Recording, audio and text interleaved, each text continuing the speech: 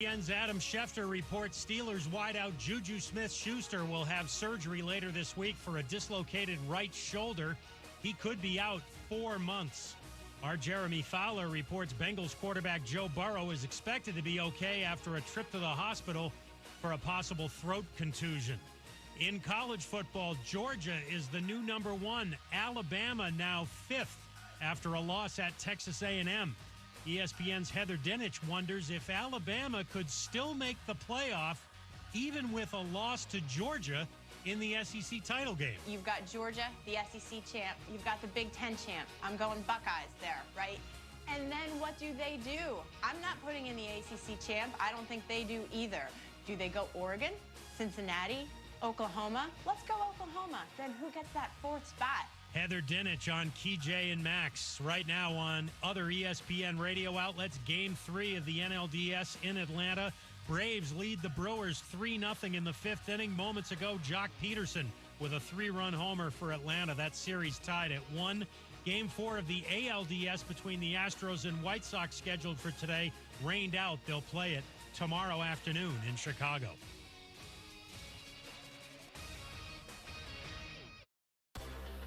Broadcasting live from the ESPN 690 Anajar and Levine studios. This is Action Sports Jax on ESPN 690 with Brent Martineau and Austin Lane.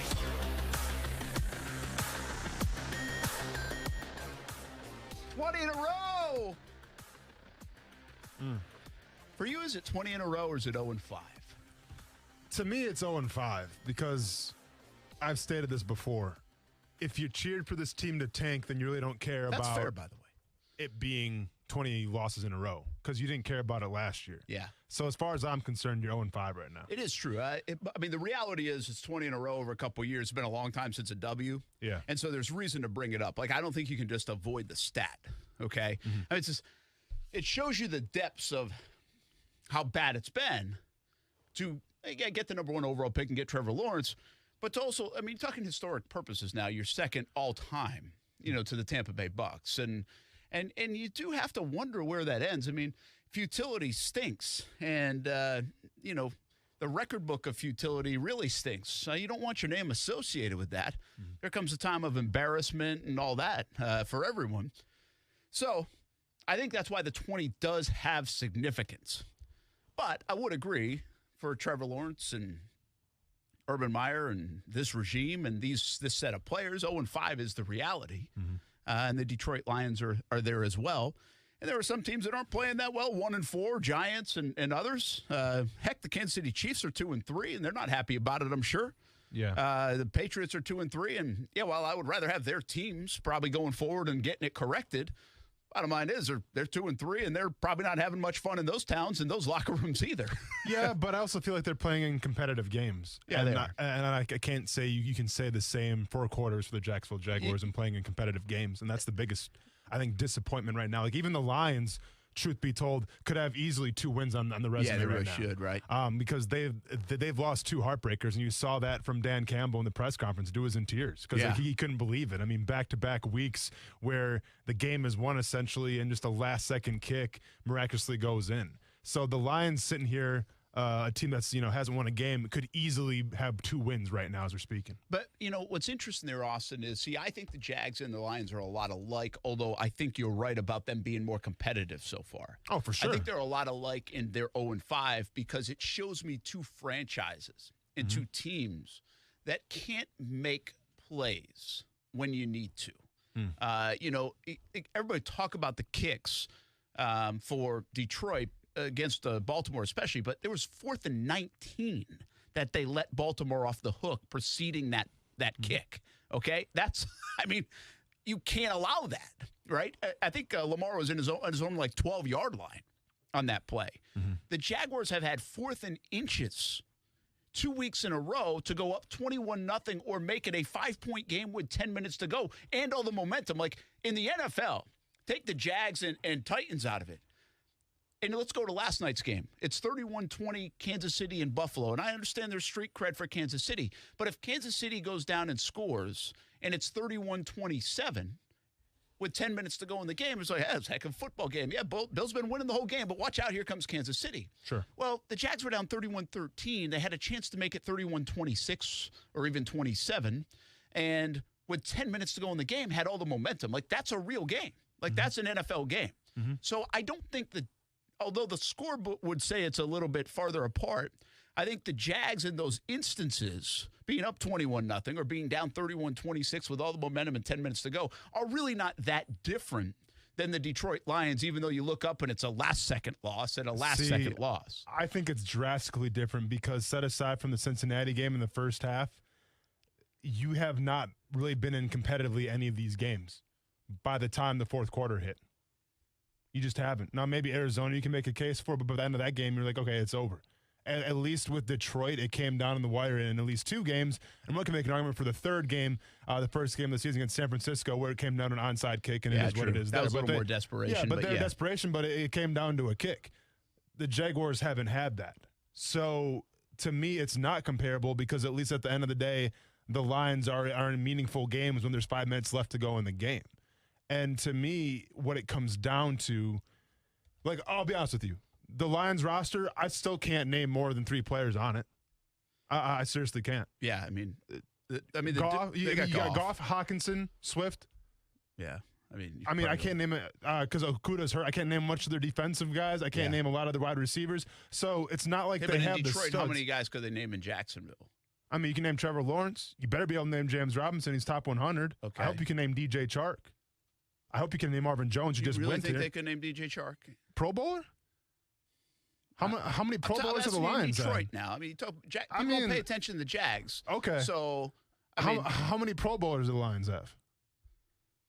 Honestly, again, I don't know their roster well. I don't think they do. Maybe there's a hidden one like a Marvin Jones or a DJ Chark is my point.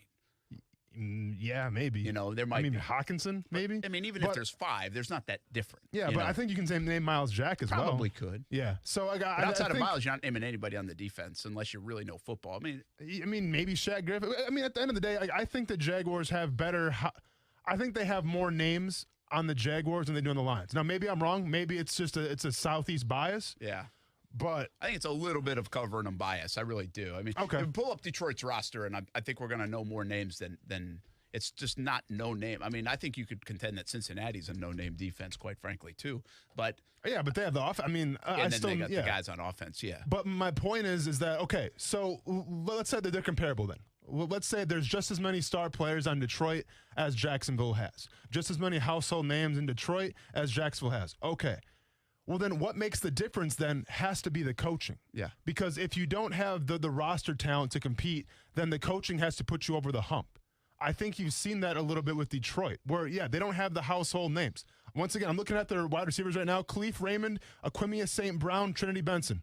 Yeah. I don't know any of those guys. That's a good point. I think people have heard of Marvin Jones before, maybe. I think people have heard of DJ Chark before. And maybe they've heard of Laviska Shenault. I haven't heard of any of those guys.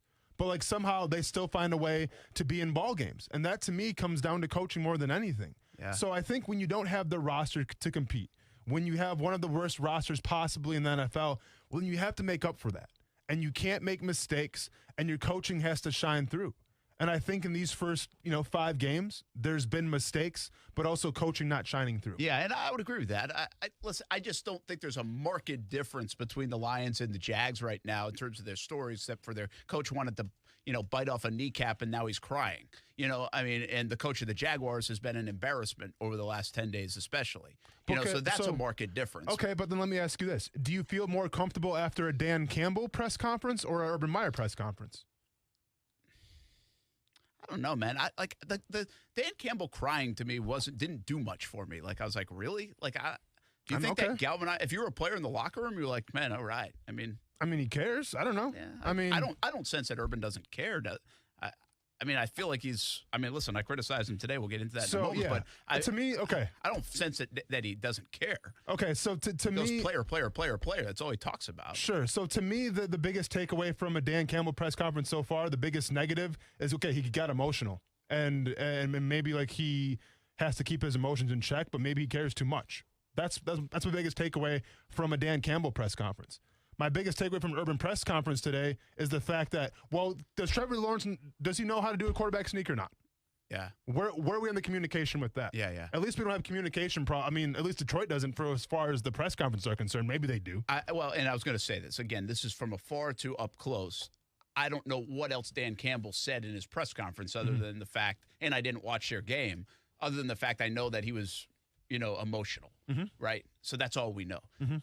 I'm glad you brought up Campbell because I was going to do this, and again, I have no problem. I mean, great. The guy's a passionate guy. We know it. I get it. And I do think they're playing hard and all that stuff. But I think we're going to get wrapped up into, hey, Dan Campbell wants to bite off kneecaps, and now he's emotional, and he cares so much about losing, and he hates losing and all this stuff that his players are playing very hard for him. That's a team that's playing very hard. Well, be careful on the Urban Meyer front and the Jacksonville Jaguars, and I don't know who they're playing hard for or why they're playing hard, but they are playing hard. Like, that is not a problem in Jacksonville. Do you sense that? Are they playing hard? Yeah, they're not loafing. They're not quitting on themselves. Yeah. No. But, I mean, playing hard also comes down to, mental mistakes. Okay, well, and the Lions are making plenty of mistakes. I mean, they're losing games. Sure, but they just allowed Minnesota to have 19 points. So they're doing something right because Minnesota's offense, to me, is nothing to slouch at. So they're playing in competitive games. I think if you play in competitive games, that means that your mental mistakes, they're not that much. Yeah. And again, that can go back to probably what should be the priority topic today, and that is where the coaching stands. Yeah. Maybe I'm not disagreeing with you that Campbell and the staff maybe are doing a better job with their roster based off things like that, 19 to 16 or 17 kind of game, rather than can't stop anybody for 9 straight possessions. Like, where's the correction? Yeah. Like, can't get in from 4th and inches. But they also are obviously having some meltdowns in big spots. And whether that's player-driven or coach-driven. My point was, I think nationally today, I was listening to this actually on ESPN 690 coming in around noontime in Barton Hahn or whatever, and they brought up like the man, those guys are playing hard for Campbell. Those guys are playing hard for Campbell. Well, I'm just here to tell you that I don't sense that the Jags are not playing hard for Urban, whether it is for Urban or themselves.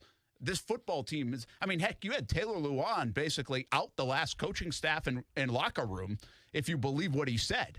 He basically said, this team, we come up here to Jacksonville or down here in Jacksonville in the past, and by the time they get down, they were done. Well, they quit on you. Well, this team didn't do that yesterday. And with all due respect, I think Taylor Lewan's taken a back step as well. So, I would say that if I'm playing the way Taylor Lewan's playing right now.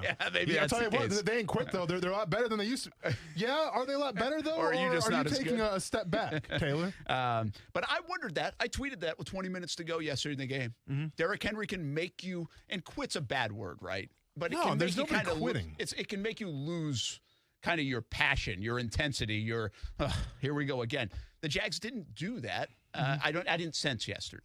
In fact, their defense got better as the game went along, and actually got some stops in a critical time, and then Jags couldn't cash in. The coaching is definitely something that we're talking about. Darrell Bevell has been a big. I saw it on social media today. People are a fan of him. You know here's what's wild. Okay, to your point in this conversation. Yes. And I believe there are moments where the coaching has shown that they're getting better and all this stuff. And I don't mind saying that, but here we are in week 5 now, and they're making, it's like the players. The players make critical mistakes in critical times, or they don't make plays when you need to make plays. Shaq Griffin, you got to intercept that ball, right? Yes. I mean, you've got to make a play. Well, I'll even say, Trevor, you either got to hit Laviska or Laviska, you got to run a better route. Whoever's fault that was down on 1st and goal, that needs to be a completion for a touchdown in the NFL. Well, then I say, coaches, you have to coach better. You have to have a feel for the game. You have to know James Robinson is averaging 9.2 yards a touch coming out of the locker room. And when you come out for your first series, you don't give him the ball. Yeah. He's averaging a first down every time he gets the pigskin. Almost a first down.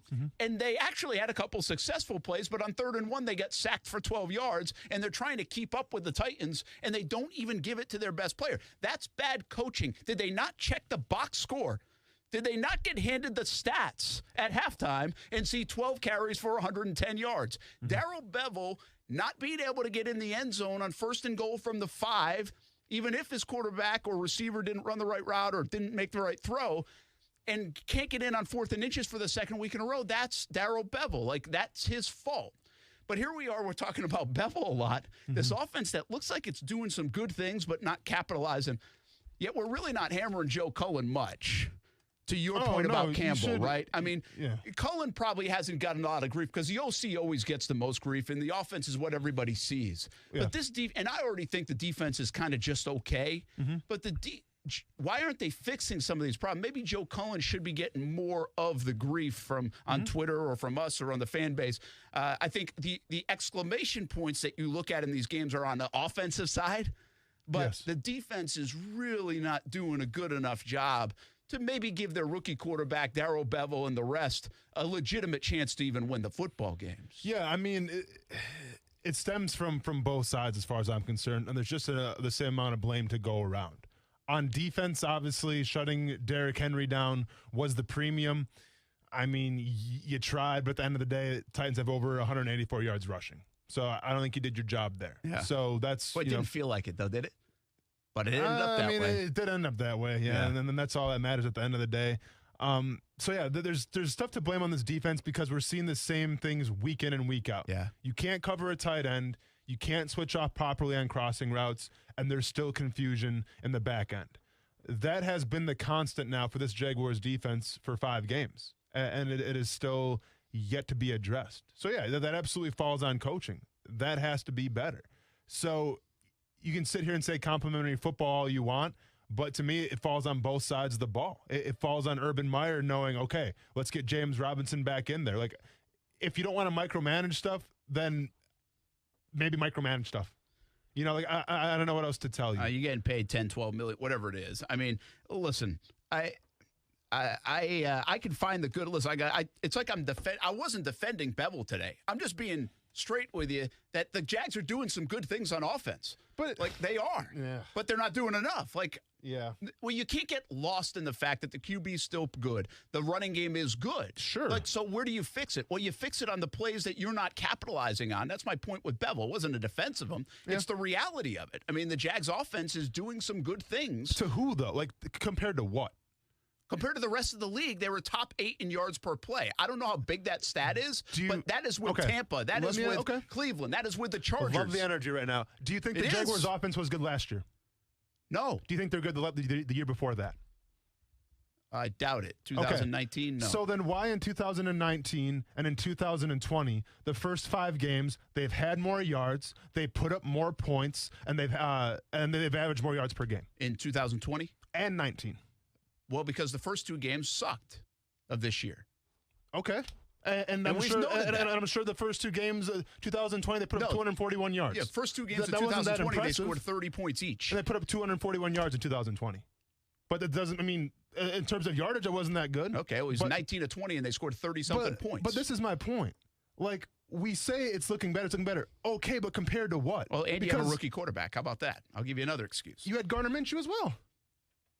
In 19, yeah, you were coming off Foles and then Minshew. Yeah. And you put up 1,900 yards in 5 games. So, I mean, my point is, it looks good compared to what?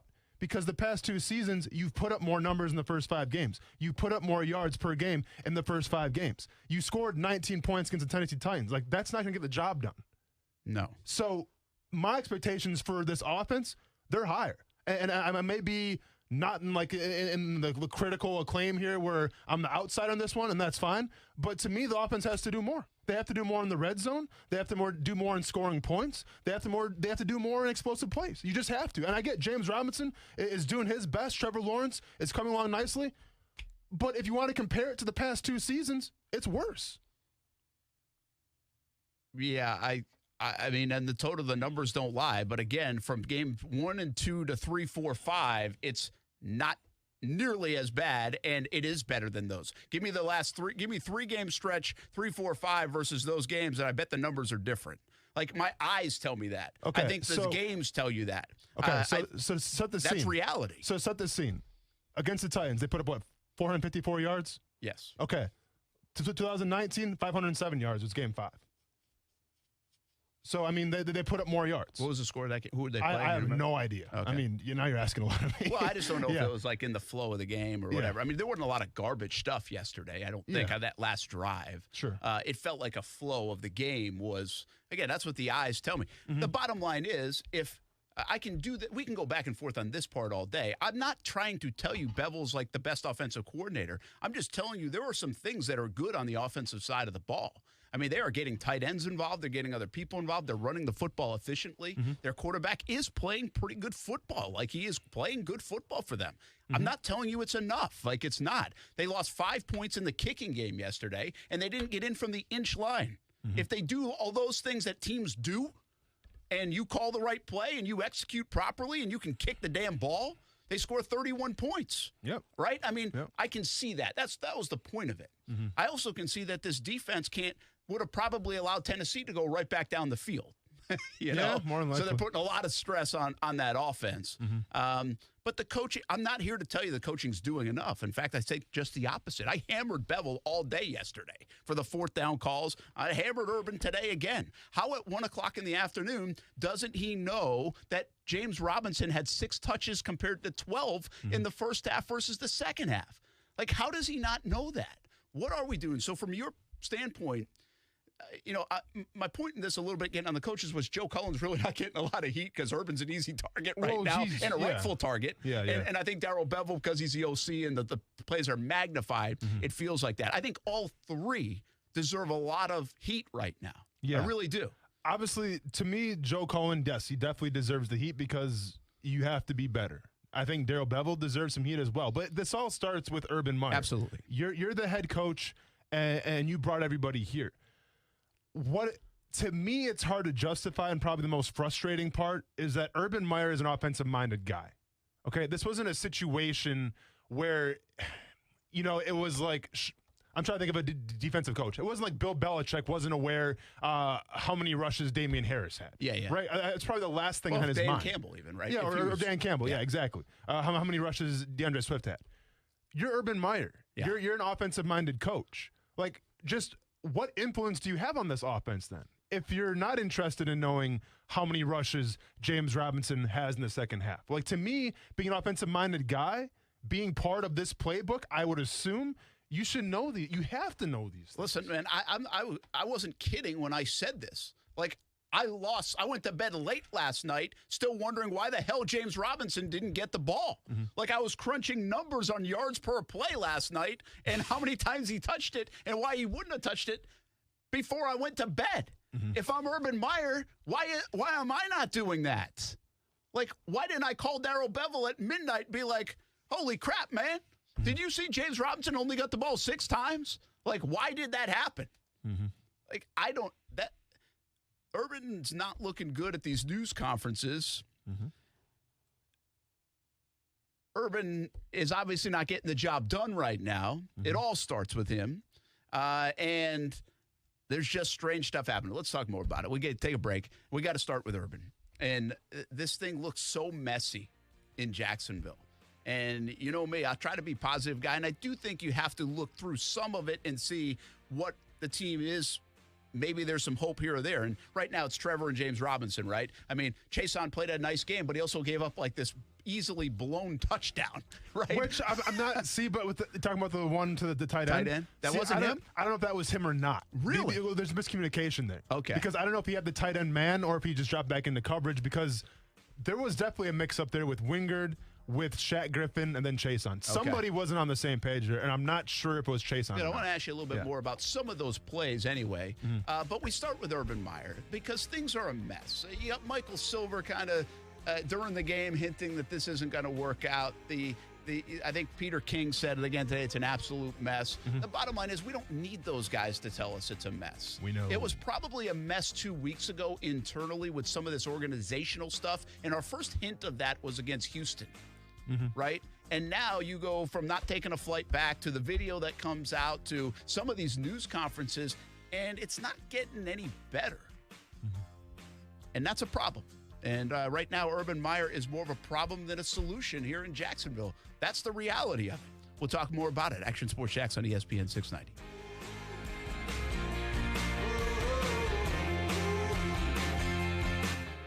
Now, the First Alert Forecast on ESPN 690.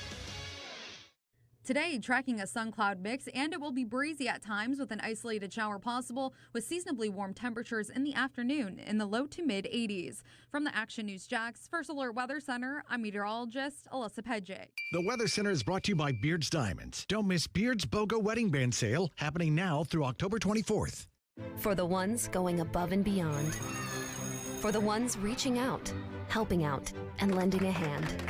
For the ones people count on. You can count on Grainger. Grainger offers supplies and solutions for every industry. Backed by 24/7 customer support and specialists to help with hard-to-find products. Because you've got everyone's back. We've got yours. Call, click Grainger.com, or just stop by. Grainger, for the ones who get it done. If you're like me, you come home from work and walk through a messy garage hurdling shoes and bats and bikes. Well, get the easy garage solution that I got. It's called Easy Garage Solutions. One-of-a-kind monkey bar technology that will last a lifetime. Hang the bikes and the lawn equipment. Easy Garage Solutions. Shelving and overhead storage for boxes and bins. Easy Garage Solutions. Cabinets and flooring available too. Easy Garage Solutions. Find them at easygaragesolutions.com. Easy Garage Solutions. It's that easy. What defines a hero? Dedication, loyalty, courage. Every day at AMCO, we serve heroes. For over 60 years, we've repaired and maintained the most critical public service vehicles. From complex transmissions to simple brake jobs with flexible financing and the extra safety precautions we need. The heroes we serve don't all wear uniforms. They're people like you. At AMCO, we're proud to serve all of you. AA MCO. Money tight? We can finance almost anybody. Find the AMCO transmissions nearest you at amcojacksonville.com. I love football and I love chicken wings. Hey, everybody, this is Brent Mortno. We are a lot alike, right? You love football and you love wings. Let's win the week with Extreme Wings Sports Grill. 4 locations in Jacksonville, Atlantic Boulevard, Ocean Way, 210 in St. Johns County, and the new location on Roosevelt Boulevard near NAS Jax, serving up the freshest, never frozen, world-famous extreme hot wings to Jacksonville since 1999. We like football. We like wings. We love a good deal. To celebrate the grand opening of the Extreme Wings Roosevelt location, get 6 wings, french fries, and a drink for just $12.99 at the Roosevelt location. 6 wings, french fries, and a drink, just $12.99. Active military gets special discounts. Jalapeno ranch, Caribbean jerk, spicy blue cheese, lemon pepper. So many flavors to choose from. And, of course, they can make them extreme if you want. Plenty of space at Extreme Wing Sports Grill locations. If you're looking for a place for the entire team, try Extreme Wing Sports Grill. I love it. You'll love it. 4 locations in Jacksonville, including Roosevelt Boulevard near NAS Jax. Transmission problems? Call Action Transmission Specialists on Merrill Road, where you get the work done right the first time by the experts. I'm Robin Sidbury, the owner. Our techs can service all makes and models, and we provide a nationwide warranty, so you have the peace of mind knowing we solve your transmission troubles fairly and honestly and guaranteed nationwide. Call us at Action Transmission Specialist on Merrill Road, where quality counts. Get traction. Call Action at 744-0755. It's a new approach to healthcare. The Center for Health and Sports Medicine is built on the pillars of health: physical, mental, spiritual, and emotional, with primary care sports medicine physicians, mental health counselors, an advanced diagnostics lab for wellness and sports medicine, and 24/7 on-site state-of-the-art fitness facility, all under one roof. What does this mean for you? As a Center for Health and Sports Medicine patient, you'll receive medical care in a collaborative, proactive, goal-oriented manner. In other words, everything they do is centered around you. Learn more at jacksfamilysportsmed.com. My name is Sanjay Patani, and I'm an emergency medicine physician. It's the after effects of getting COVID that the young population should be concerned about. There's chronic fatigue syndrome, blood clotting disorders, heart problems. There are long chronic lung problems. The essence of this vaccine is not to prevent you from getting coronavirus. It is from preventing you from getting seriously ill and potentially dying. This message is sponsored by the Florida Hospital Association, the Florida Medical Association, the Florida Association of Broadcasters, and this radio station. He's kept you ahead of storms. This is going to be a very active afternoon of storms. He's taken you inside storms. Look at the Reds then that have shifted a little south of Jacksonville. And for 33 years, the Chief has seen it all. Forecasting severe weather days in advance. So when storms are headed your way, there is only one meteorologist to turn to tonight, the Chief. The knowledge and experience of Jacksonville's Chief Meteorologist, Mike Burrish. Action News Jax First Alert Weather, only on CBS 47 and Fox 30. Hey, what's up, everybody? It's Austin Lane from Action Sports Jax on ESPN 690. Smart speakers are becoming part of everyday life. So why not use it to listen to the radio? Tell Alexa, Google Home, or any other speaker to play ESPN 690. Give it a shot weekday afternoons from 3 to 6.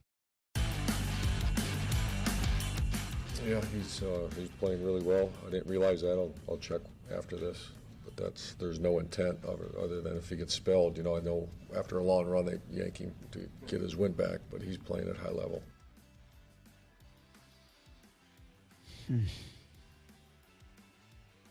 Urban. Urban Meyer said that about James Robinson when asked about 6 touches in the second half. He had 12 touches in the first half, and I'm talking carries, by the way. He had 1 reception for -2 as well, but let's not talk about that. I mean, it's 1 o'clock on a Monday in Jacksonville.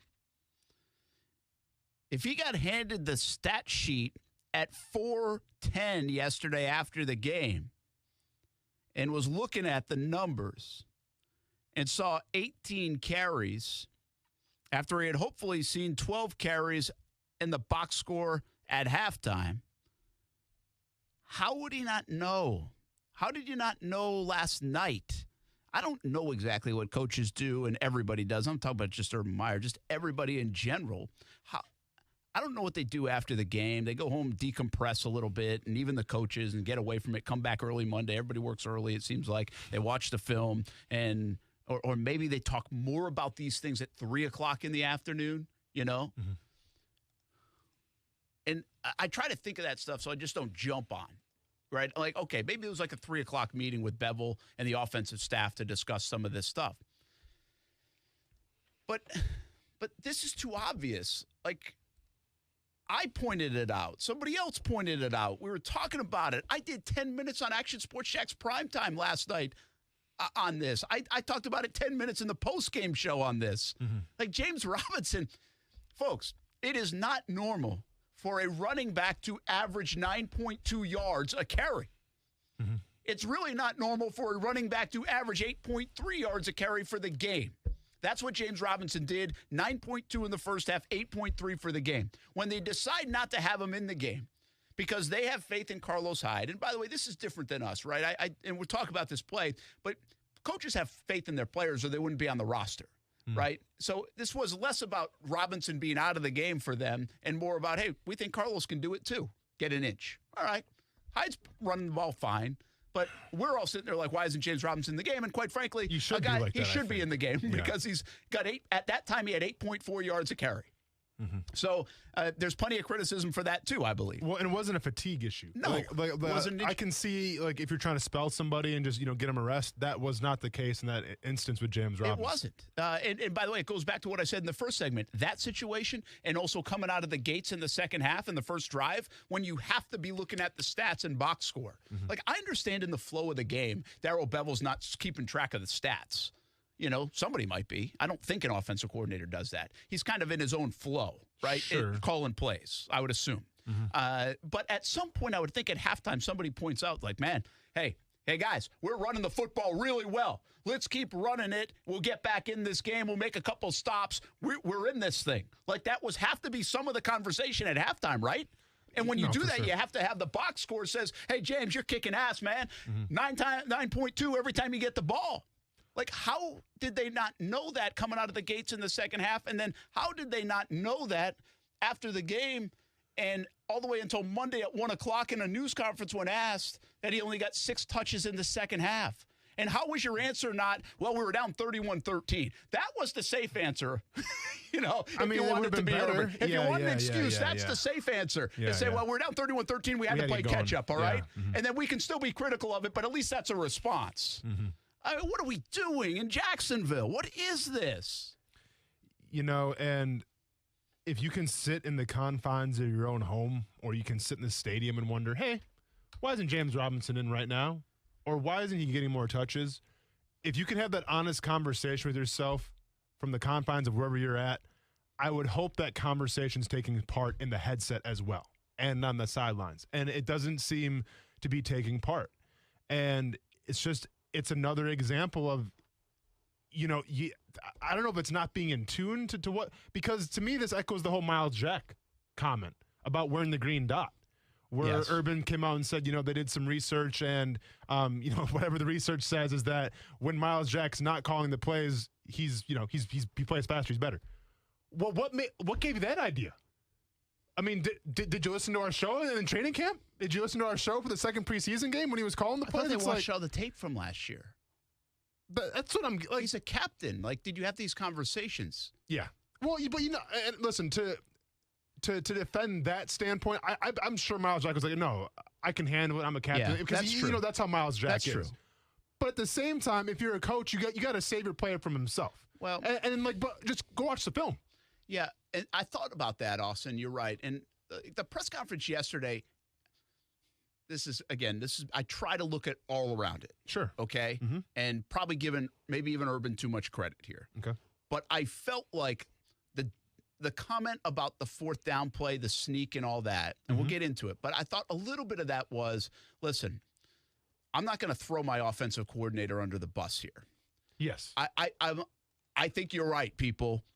But I'm not going to throw him under the bus. James Robinson not being in the game, I should do, but I'm not going to throw him under the bus. I've had a tough week here in Jacksonville. I'm not going to throw my assistants under the bus when I became a distraction. I felt there was a little bit of that there. Am I out of my mind that could have been? And then at the same time on the Miles one, if I'm trying to find another way around that story, was, hey, he's a captain. He thinks he can handle it. He couldn't last year that great. He can handle it. We're going to give him the benefit of the doubt. This is a player's team. I trust Miles. He thinks he can do it. And Damian Wilson was a little bit newer and blah, blah, blah, blah, blah. Miles thinks he can do it. He can play fast and he can make the calls and can be the quarterback of that team because ideally that's what we'd like to happen. And so I'm going to trust my player. And so even in his comments, he might have been like, I don't want to throw Miles under the bus. I don't want to come out here and say like, hey, Miles can't handle that. But don't you think in doing that, though, he threw Trevor underneath the bus a little bit? He did a little. He did throw. Yeah, and he did. Literally by saying that your rookie quarterback can't handle a quarterback sneak, that to me is throwing somebody underneath the bus. Yeah. And especially probably the guy you don't want to tick off the most on this team right now is Trevor Lawrence. Yeah, I don't get that. That was a disconnect there. And here's the thing. This is where I'm really concerned about the Jacksonville Jaguars and Urban Meyer is, you know what you do? After you said that, you walk down the hall because Trevor came on after you and you say, listen, we probably should have called the sneak. We all know it, all this stuff. Here's what I said, okay? I don't want to throw Bevel under the bus here. You can do that. Yeah. Like, people do that. They do. Listen, we've been covering this stuff for long enough to know they don't always tell the truth. No. Like, they're not always, they don't always come out and be as transparent. So either Urban, in his quest to try to not throw Bevel under the bus, then throws Trevor under the bus, and then doesn't communicate with him. And I think even Trevor was trying not to throw anybody under the bus because as a competitor, you're like, well, yeah, I'm comfortable doing anything. I can do it. It's on me. Like, he was probably coming at it from that angle, like, I can do it. I can do it. But even today, I will say Urban kind of doubled down like he hadn't done it in live action. Steph's listening to it, the presser with me, and she's like, did he just say that they haven't tried it in live action, but they don't do any live stuff at practice? So when the hell are they going to try it? Well, and that's what he said. No. What are we doing? I know. And I mean, I hope you practice some sort of goal line in practice. Like, you don't have to go live and tackle. But once again, we're talking about a quarterback sneak here. Like, I was doing quarterback sneaks in Pop Warner. Like, you don't have to go live. Hey, center, guard, get shoulder to shoulder. Hey, quarterback, see where the line's lined up. If they shift, then go the other opposite direction and get a first down. Like, I mean, I don't know. Like, I guess I took for granted, being a defensive guy, how hard the quarterback sneak is to line up and master. I guess I took that for granted. I don't think it's that hard. I think one practice should do it. Maybe not, though. But this is where we're at, though. Yeah. So there's this disconnect, right? And the bottom line is, hey, listen, I'll try to defend. I'll say maybe you were trying to cover this or not throw a guy under the bus. And by the way, Urban thrown his offensive coordinator under the bus a little bit to start the year at times. He did. You know? And he kind of says it how it is. We like the transparency. He's not afraid to do that to players. I think this is Urban kind of circling back a little bit at times, potentially. Now, this might be too much of a defense of him, but I think because he knows his situation the last 10 days, that now he can't really be as forceful as he was to hammer everybody else, even though that's kind of his MO in the building is he'll go off on anybody he needs to go off at, whether it's equipment guy, player, coach, or anything. But now he's lost a little bit. And so that's a bigger issue, right? If he has to kind of change the way he is because of what happened last 10 days, well, now that distraction lingers into his coaching style and everything else. And so that's why there might be a bigger issue right now in Jacksonville than even losing games or saying this at a press conference. Is Urban Meyer not coaching the way that he normally would? Is Urban Meyer not coaching how he used to coach that got him in the position to be great at coaching and get this job? Because he even said today he was a maniac in college, but he's not doing that. He's delegating. So is Urban Meyer not as good at delegating? He needs to be hands-on. Are we finding that out about Urban Meyer, that he's not as good a coach if he lets his other people do their thing and doesn't micromanage them? Well, guess what? We don't care how Urban Meyer does anything in Jacksonville. Shad Khan probably, well, maybe he does care. The fans don't care. And to be honest with you, I don't know if the players care. They want to win. And so whatever formula it takes to win, whether that's micromanage, delegate, yell, don't yell, say this, say that, who cares? But what makes you the best you can be, Urban Meyer, to coach is probably what the Jacksonville Jaguars need right now because they stink and they've lost 20 in a row. But here's the problem with that, though, Brent. He's already showed his cards. Like, he showed who he is as an NFL coach. And now you're telling him, hey, go back to what you did in college. Okay, that's fine. And that's what you should probably did in the first place. But since we're here now, since we're 5 games in to the regular season, and now you want to change up your tone and kind of rule with an iron fist, how is that going to go over in the locker room as soon as they lose the first game? Yeah. You will lose that locker room. I promise. Like, if you want to be a hard ass now and you want to yell and you want to do all this stuff, it's past the point of that. Now. If you did it in training, because let's be honest, like a lot of these guys, they haven't played from in college. They don't know who. You hear stuff, okay, but they don't know who Urban Meyer is from college. All they know is Urban Meyer, the NFL coach. Urban Meyer, the guy who coached us in training camp, in OTAs, and now in the regular season.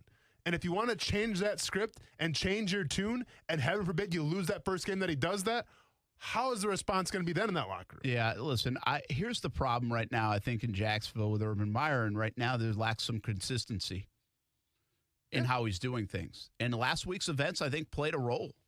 And the lack of consistency in what he's saying, the lack of consistency in probably how it's being done, the lack of somewhat organization inside that building, really from step one, and that's not helping. I mean, again, I can find you some positive things. This isn't all bad, but it's a lot bad. And I think the major thing here is we have to start to wonder, is it going to get better?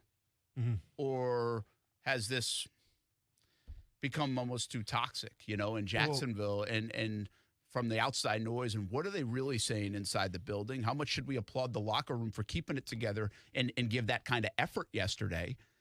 But you're treading against yourselves inside the building because the coach has kind of lost it. Is that a thing? We don't know that for sure, but it certainly starts to raise those kind of questions in your mind, and it has in my mind.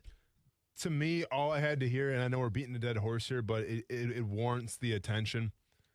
When you get the sense that Trevor Lawrence, Urban Meyer, and Darrell Bevell are not on the same page, true. That's all I got to hear. Yeah, that's a good point. Because let's keep it simple. Go back in time real quick. All right, let's go back in time. The reason why Urban Meyer's here in the first place is because of Trevor Lawrence. Okay? I mean, we're reminded of, Urban Meyer at the pro day, 10 yards away from Trevor Lawrence, gawking at him, admiring Trevor Lawrence's work and yeah, this is going to be my quarterback one day. So I just assumed that it was going to be like a match made in heaven. They're going to be on the same page, sharing the same brain because it's that important in terms of chemistry. And you have an offensive-minded guy in Urban Meyer who could get the best out of the quarterback. Well, then I sit through a press conference, I watch the press conference, and I go, oh, they're not on the same page at all. Oh, there is no chemistry right now with Urban Meyer, Darrell Bevell, and Trevor Lawrence. And that was supposed to be what this franchise was built on. That's what the franchise is supposed to be built on, the foundation, and what it's supposed to be going forward. And you don't even have that right now. So forget winning games and being successful. How are we going to go forward if we can't even get the quarterback, the head coach, and the offensive coordinator all on the same page? Yeah, it's a good point, and it's a very simplified point there of that's the most important thing. You know? But the disconnect is a good word here because there's something amiss. There's something almost chaotic about everything going on, and it's, they call it an organization. It feels like there's no organization right now, and to me that's a major issue because I thought that was one of the fixes with Urban Meyer. And now am I dead wrong about that? And Shad Khan, more importantly, dead wrong about that made him great at the collegiate level. Yeah. And by the way, there's two things that I thought made him really good, probably an organization, three, communication, and also culture builder. Well, the culture of this building right now appears to be terrible. Appears to be. And that's maybe a bigger problem. Yeah, obviously this defense, we'll break that down later too, and we'll see what they can do better there. That's an issue. But to me, I echo the most important thing. And literally sitting through that press conference yesterday and then watching the one today, I'm having flashbacks of, well, is it Gardner Minshew's job? Is there a disconnect between Gardner Minshew and Doug Marrone? Do they not like Gardner Minshew anymore because of the hand issue, the shoulder? Like, that's where I'm at again. Or I'm back to, well, do they want Nick Foles to start? Or is it Gardner, like, okay, there's a disconnect there. I get the same vibes from watching Trevor, Urban, and Bevel in press conferences that I do from the previous regimes. And it's not a good vibe It's to interesting. I didn't go there. I wasn't elevated to that degree by it, but that's it's what I interesting got. that you are, and that doesn't make me right or you wrong. Yeah. It's just that I didn't go there right away. Let's take a break. We got more on it. We'll get to the actual game stuff like the 4th and inches, right? And some of the defensive stuff. And Trevor and James Robinson, man, those guys should be celebrated a little bit. It's hard to celebrate in a loss, but James Robinson, I love this dude. By the way, he'll be at Jags Report Live tonight at Sneakers at 7 o'clock, live on Fox 30. But come on out, say hello. Go and buy him a beer. Yeah, I know. At least one. I'll be double-fisted. Yeah. We'll be back on ESPN 690.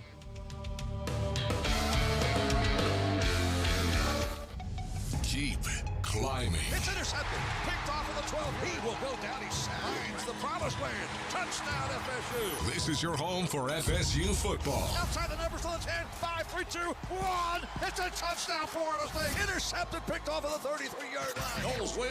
Noles win. Catch live coverage of the Seminoles all season long, right here on your home for Florida State football. Sponsored by Willie Jewell's Old School Barbecue. Smoked for hours. Served in minutes. Angie's List is now Angie, and getting your to-do list done just got easier. Between back to school and with the holidays around the corner, it can feel like there's no time to tackle home projects. Whether you need help with emergency repairs or major upgrades, Angie matches you with top local pros who can get the job done right. Browse reviews, see upfront pricing, and instantly book hundreds of projects. Save time for what matters most. Book your next project at Angie.com. That's ANGI.com. Can I get a weight reading on the cat in exam 3? Zuri needs a new vet tech after their current one literally moved to a farm. But finding an ideal replacement takes some training. This is like herding cats. Indeed can help them hire great people fast. I need Indeed. Indeed you do. Schedule virtual interviews and talk to candidates right from your employer dashboard. Visit Indeed.com/credit and get $75 towards your first sponsored job. Terms and conditions apply.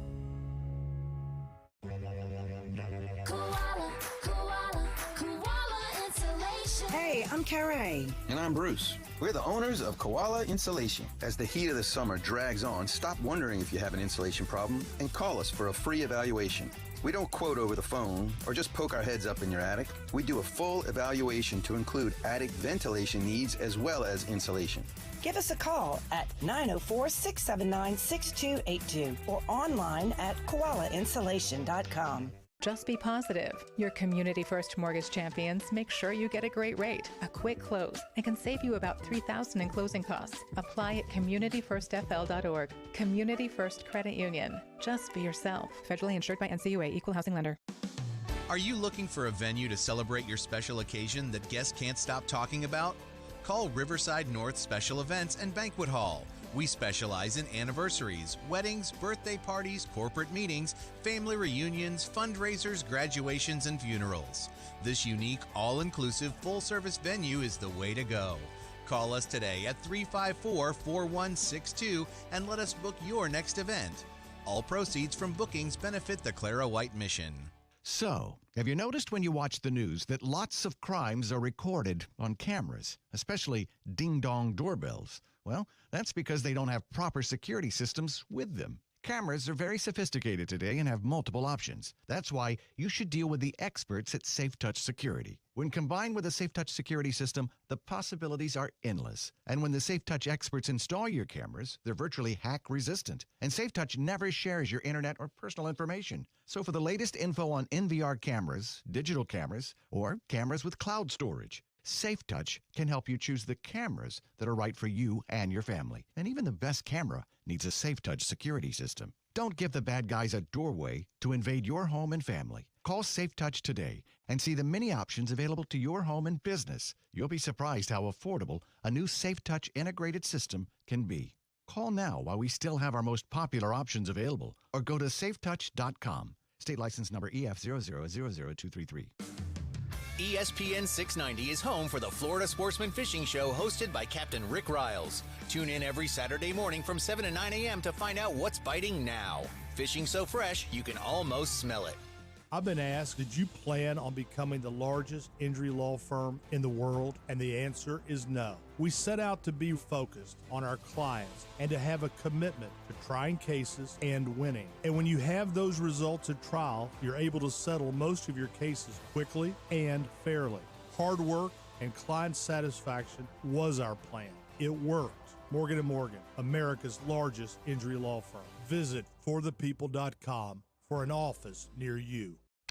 Oh, according to research, 82% of people will remember radio ads. So, 82% of you listening will remember that this is an ad for ZipRecruiter. 82% of you will note that if you're hiring, ZipRecruiter finds qualified people for your job. In fact, 4 out of 5 employers who post on ZipRecruiter get a quality candidate within the first day. And 82% of you will remember that you can try ZipRecruiter for free. But you have to go to ZipRecruiter.com/free. Yes, free. Again, that's ZipRecruiter.com/free.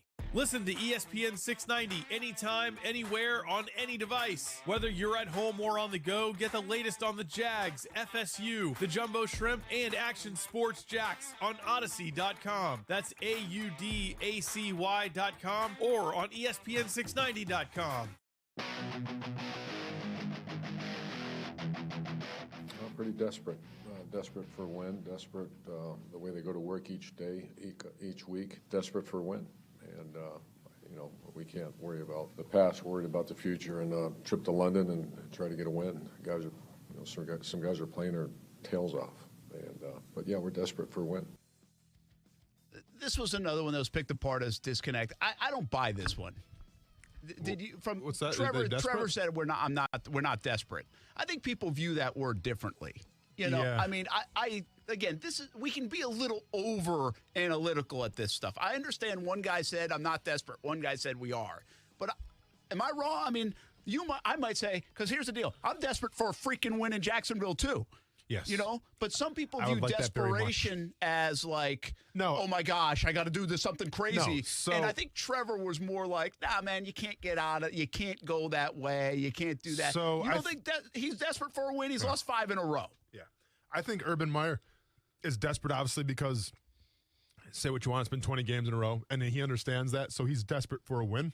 I think Trevor Lawrence heard that, and it was like, yeah, we're desperate, but I don't want to press. Exactly. Right? Like, I don't want to. I agree with you. Play without, because if you start pressing, then you start making more mistakes. So I think that's where Trevor Lawrence is at, being a football player, as opposed to a coach who's obviously just a coach and trying to get a win. I agree. I think that's right. I think that's what it was. I think we got to be a little careful with that one, because I think a coach can be desperate. I think a player doesn't want to go that route from a pressing standpoint. Yeah. I think you're right on the money. That's a great explanation. Yeah. Of that. So I heard that. Yeah. And the didn't even QB cross sneak my thing mind. and that is in a totally different stratosphere, in my opinion. No, yeah, I'm still a little disappointed in the QB. We'll talk more QB about sneak it. thing. Hey, let's get James on the line real quick here on Action Sports Jacks on ESPN 690. James, make us feel better, will you? Well, that's very hard to do today. So I I know that we have talked about this ad nauseum. There's obviously a disconnect, like you just said, with the coaching, with the players, et cetera, But I want to talk about, and I know Austin's going to say, we don't want to hear about the refs, probably, but there's a disconnect in how officiating is done. And I'll tell you why I think that. We all know the third play of the game was questionable, but that one, okay, whatever. If that play happens in the end zone, that probably is going to be called incomplete because there was no real make a football move and all that. By the way, if it was, I'll interrupt you real quick, James. If it was called incomplete on the field, I don't think it would have been overturned. I think it was one of those kind of moves, plays. And I don't blame them for letting it play on because we want them to do that, and then we can review. When Chason hit the quarterback, that one was questionable. When Tannehill, could have fumbled, that one was questionable. That was iffy. I was like, I don't know about this one. But let me tell you, the Trevor Lawrence one on the goal line was egregious because, and we just went back, they called that a touchdown. And there is nothing, and objectively, nothing I saw that would overturn that call. And I literally looked for something, a knee, the ball didn't touch the goal line, whatever. How in the world do they not, or did they overturn that? Why isn't somebody asking, what did you see that overturned this call? And it really cost us in two ways. Obviously, points on the board, but then Brandon Linder gets hurt on the very next play. So that was a costly thing in two ways. So what I meant, the whole disconnect comment, if Gene Steratore is twice in that game saying, this is what I think is the call, and they should be calling it this way, and the officials on the field and in New York see it differently, then officials have a different view of certain things, which is a problem. And that's my point. And I'm really kind of tired of every one of these calls. It feels like, and I might be wrong, feels like goes against us. I mean, it just seems like that constantly. But anyway, that's what I wanted to mention. Hey, James, we appreciate it, man. We're near the top of the hour, but I appreciate that. And it's a good point. And a lot of people, Austin, complain about the refs. I try not to go there. I thought the two pass interference misses were bigger than all of that, to be honest with you. Clay Brooks over the middle, and then Dan Arnold got interfered with. That was definitely, and it would have been first and goal at the half-inch line. Then we could have 4 chances for Bevel to mess it up. Yeah. I think on the fumble and the forward pass, you can make an argument for both. Like I wasn't, standing up in my living room, throwing the remote at the TV saying this was egregious. Like I was like, okay, I get it. The Trevor Lawrence one, it looked like he, was in. Did you think he was in? I thought he was in. See, I thought they got that one right. It's really? interesting. I mean, it's super hard to tell, but see, that's the thing, Brent. They called it a touchdown. They did. Right? So if we say that, if we disagree, you shouldn't overturn. Exactly. That's inconclusive. But at the end of the day, no, I don't think the NFL refs have it out for the Jacksonville Jaguars. I saw it in other games. I don't think New York, and this is my point, we're so desperate right now, we have to cling to that because what else can we say about it? It was a shame that Brandon Linder got hurt the next play, right? This is the NFL, and those things happen. At the end of the day, though, when you have the ball on the 1 yard line and going in, I'm not sure what the percentages say, you should be able to pound the rock in the end zone. Yeah, you really should. You just should. 4 inches. 4 inches. That's it. I don't know what the analytics say. I don't know what the next gen stats say, but you got to pound it in. But this is part of being bad. This is part of losing streaks. When you don't get the breaks like that. You just don't. But you also aren't making good enough plays. Shaq Griffin pick it off. Get in on 4th and inches. It's blame on you as well. But the refs don't help usually in those kind of situations. But this is where we're at as a football team now, where you're not that good, so you have to depend on the refs to make 100% of the calls your way. That's true. So you have to make sure that the other team that you go against, they make mistakes so you can try to win the game because our kicking's not getting it done either. So that's where we're at as a franchise right now, is we have to have everything else in the universe go our way just to even have a chance to win a game. Yeah, Cincinnati and Tennessee didn't mess up. And we need them to mess up. Yeah. Right? Yeah. Here in Jacksonville, you need it to happen. All right, 4 o'clock hour. We got more to come. James Robinson, Trevor Lawrence, Urban Meyer, the coaching staff. Oh, my. We'll be back. Hi there. I'm Mia. I'm Air. You're Air? Yeah. I just got out of the lungs of someone smoking a cheap little cigar outside a bodega. Oh, it was so smoky in there. And where there's smoke, there's fire. Cancer. Oh. Yeah. Little cigars might taste sweet, but they still kill. I'm supposed to be helping people, not unhelping them. You mean hurting? Oh, yeah. Sorry. I'm a bit of an airhead. Little cigars are just as dangerous as regular cigarettes. Find out how to quit today at tobaccofreeflorida.com.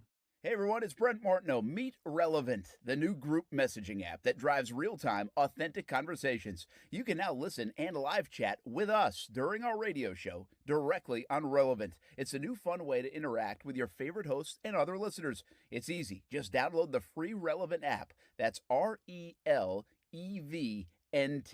Simply search for the ESPN 690 community and join the chat. Listen in on the Relevant app for special polls, promotions, and giveaways. We'll see you there.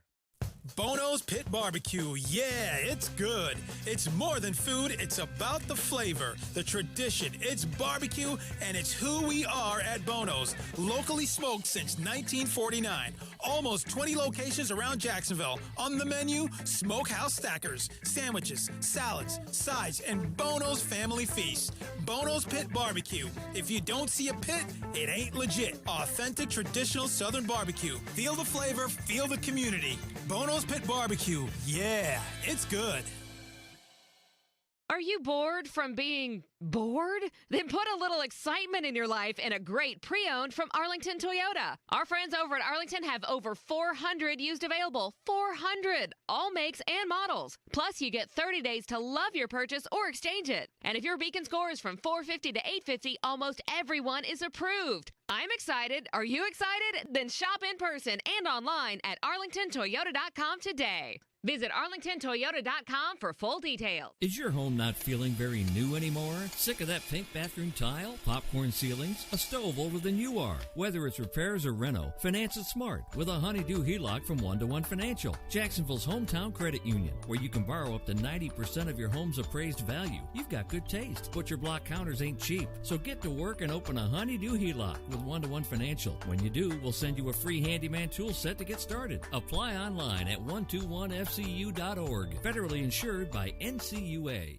The Center for Health and Sports Medicine delivers an individualized 360-degree approach to your health, providing a whole-person approach to primary care and sports medicine. With primary care and sports medicine physicians, mental health counselors, the sports performance lab, and 24/7 on-site state-of-the-art wellness center, all under one roof, they'll work to maximize your health by creating a foundational focus on physical, mental, spiritual, and emotional well-being. The MD VIP program provides even more benefits, like appointment guarantees and after-hour care. Learn more at jacksfamilysportsmed.com. Firefighters, paramedics, police officers, they take care of us, and at AMCO, we're proud to take care of them. For over 60 years, we've repaired and maintained the most critical public service vehicles. As an essential business, we work on every kind of car repair with flexible financing and extra safety precautions. Essential, reliable, trusted. That's the men and women who are there for us, and it's our honor to be there for them. AA MCO.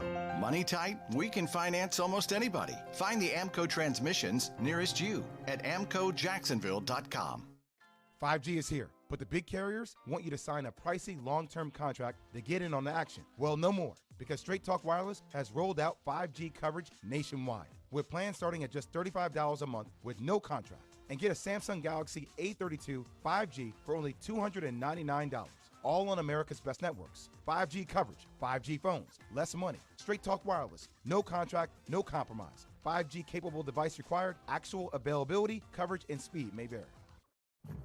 In college football, Goodyear knows a new season means new possibilities, where every Saturday is an opportunity on the road to greatness. No matter if you're out there playing your hardest or cheering the loudest from the sidelines, tailgating in the parking lot, or your favorite spot to watch the game, Goodyear knows passion is what drives us forward all the way to the playoffs. That's the road that moves us. Goodyear, more driven. Broadcasting live from the ESPN 690 Anajar and Levine studios. Anajar and Levine Accident Attorneys. Call 904-600-4000. That's 904-600-4000. ESPN 690. Jacksonville's home for ESPN Radio. WOKV Jacksonville. Listen live everywhere you go on ESPN690.com. ESPN 690, a Cox Media Group station.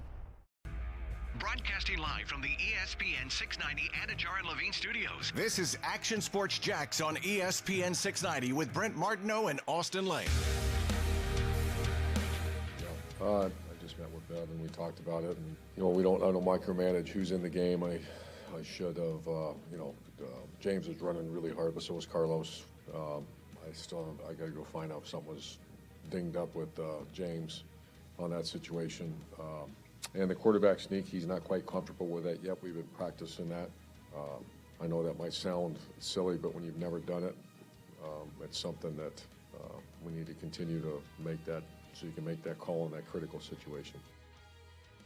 Okay, so that's Urban Meyer after the game yesterday, talking about the fourth down package and play. Mm-hmm. Brent Martineau, Austin Lane, Casey Kurtz here on a Monday. I don't even think we said hi to anybody. What's up, everybody? How you doing? Let me ask We're you an this. hour in. Before we get into the blood pressure's high today. But before we get into the whole fourth down thing, how confident are you, I want your honest opinion here, of Trevor Lawrence getting in victory formation and taking a knee? Would he mess it up? Would he fumble? And would he cost us the game? This is a legitimate question, Brett. I don't know if you can practice that live. I mean, if you're not practicing quarterback sneaks, you're practicing victory formation. Are you? Just saying. By the way, might have a couple months more practice before you have to worry about that one. Hey, I'm just saying. I don't think we have to worry about it at all. I'm just saying, if we're in London and the Jaguars got a 5-point lead, 20 seconds left, run the clock out, Trevor Lawrence for a knee, and he slips or he doesn't know what to do. Like, he puts his hands up, like, what do I do? And the ball goes flying, and that Dolphins defense gets it and takes it back for a 6 and then add the 7. I'll be irate. I'll just let you know. So how confident are you with the victory formation? I think if we can't do quarterback sneaks, can we do victory formations? I know you're a defensive guy, but seriously, I don't want to oversimplify the quarterback sneak, and I do understand there is kind of like there's stuff to that, right? I mean, it's like you usually want to go in a quick count. Some quarterbacks seriously are. It makes no sense to us on the outside, but seriously, some quarterbacks are better at it than others. Tom Brady, the GOAT. Tom Brady is like the greatest sneak guy of all time. Such an athlete. Peyton Manning, I think, was brutal at it. Maybe. And there are some guys that just like over their careers, if you look at it, won't do it or are not comfortable doing it. Like that's a real thing, which seems like an elementary play, right? You either get push or you don't. But I just want to make that clear. There is something to it. But I would also say that I think, when did Trevor get drafted? Like in April? Yeah. Like they were on the field in May and June? Yeah. Like it's October. Yeah. Yeah, I mean, you got a couple of times to rep that thing? I would say. I mean, like Matt Ryan, good quarterback sneaker. I remember prepping for him. Big Ben can quarterback sneak. I don't know, man. I mean, I think size isn't the issue. Athleticism, not the issue. I don't think smarts are the issue. And by the way, you have a pretty good offensive line. I think a great offense. I mean, in terms of that, I'm confident. I'm confident Brandon Linder, Andrew Norwell. And I knew he wasn't. I was like, oh, they're going to sneak. They're going to do it. Yeah. And then I saw the guy. They gave the guy time to shift into the A block. A gap, excuse me. A block. I'm a TV guy. That's A block. I don't have gaps. I got blocks. No, I'll take your word for it. You're good. You're good. A gap. Yep. And that was it. I was like, they're not doing it. Yeah. What are we going to do here? Yeah. It was just. I will say this about. I got to be accurate. He was coming off the non-throwing shoulder surgery, so the spring probably wouldn't have made sense to practice that anyway. So then it really would have been in training camp that you could have done it. Sure. But again, that was 2 months. We've had 2 months. And this is twice it's come up. So at least let's hope on Wednesday we can have cameras out there to watch maybe Trevor Lawrence practice the QB sneak. Yeah. You think C.J. Beathard can do it? I bet he's practiced I would have put him in. Maybe that's why Trey Lance goes in for Jimmy Garoppolo around the line. The QB. Maybe that's why Jacoby Brissett last year went in for, yeah. All right, so let's get to more reaction from this play. Here's Trevor Lawrence talking about the fourth down play. No, I feel comfortable. I mean, obviously I haven't really ran it before in a game, but no, I feel comfortable. It's something we've worked. So, but we trust our guys up front. We trust our backs in that situation. Obviously, love to get in there, but if we make the play, it's like no one says anything, but it's a TFL, and that doesn't look great, obviously. So we all can get better, but no, QB sneak is always something that we can get to, and I feel comfortable with. All right, that's Trevor Lawrence. Let's get one more piece of sound here on this and talk. This is Urban Meyer today when asked about it again. That was our staff, the offense coaches, said that Trevor is comfortable doing anything. Yeah, the comment made to me was, we have not done it live. No, you say, Trevor, go do this. Trevor's going to do it to the best of his ability. But that came up over the headsets, and he said, we have not done that live. See, listen, I think the news conference yesterday was a little overdone at times in terms of the disconnect. I get it. I mean, it didn't sound good. We were doing our post-game show, and I'm like, oh, boy, this is going to be a big – but I guess the question, do you believe, like Urban saying the staff isn't confident in him doing it?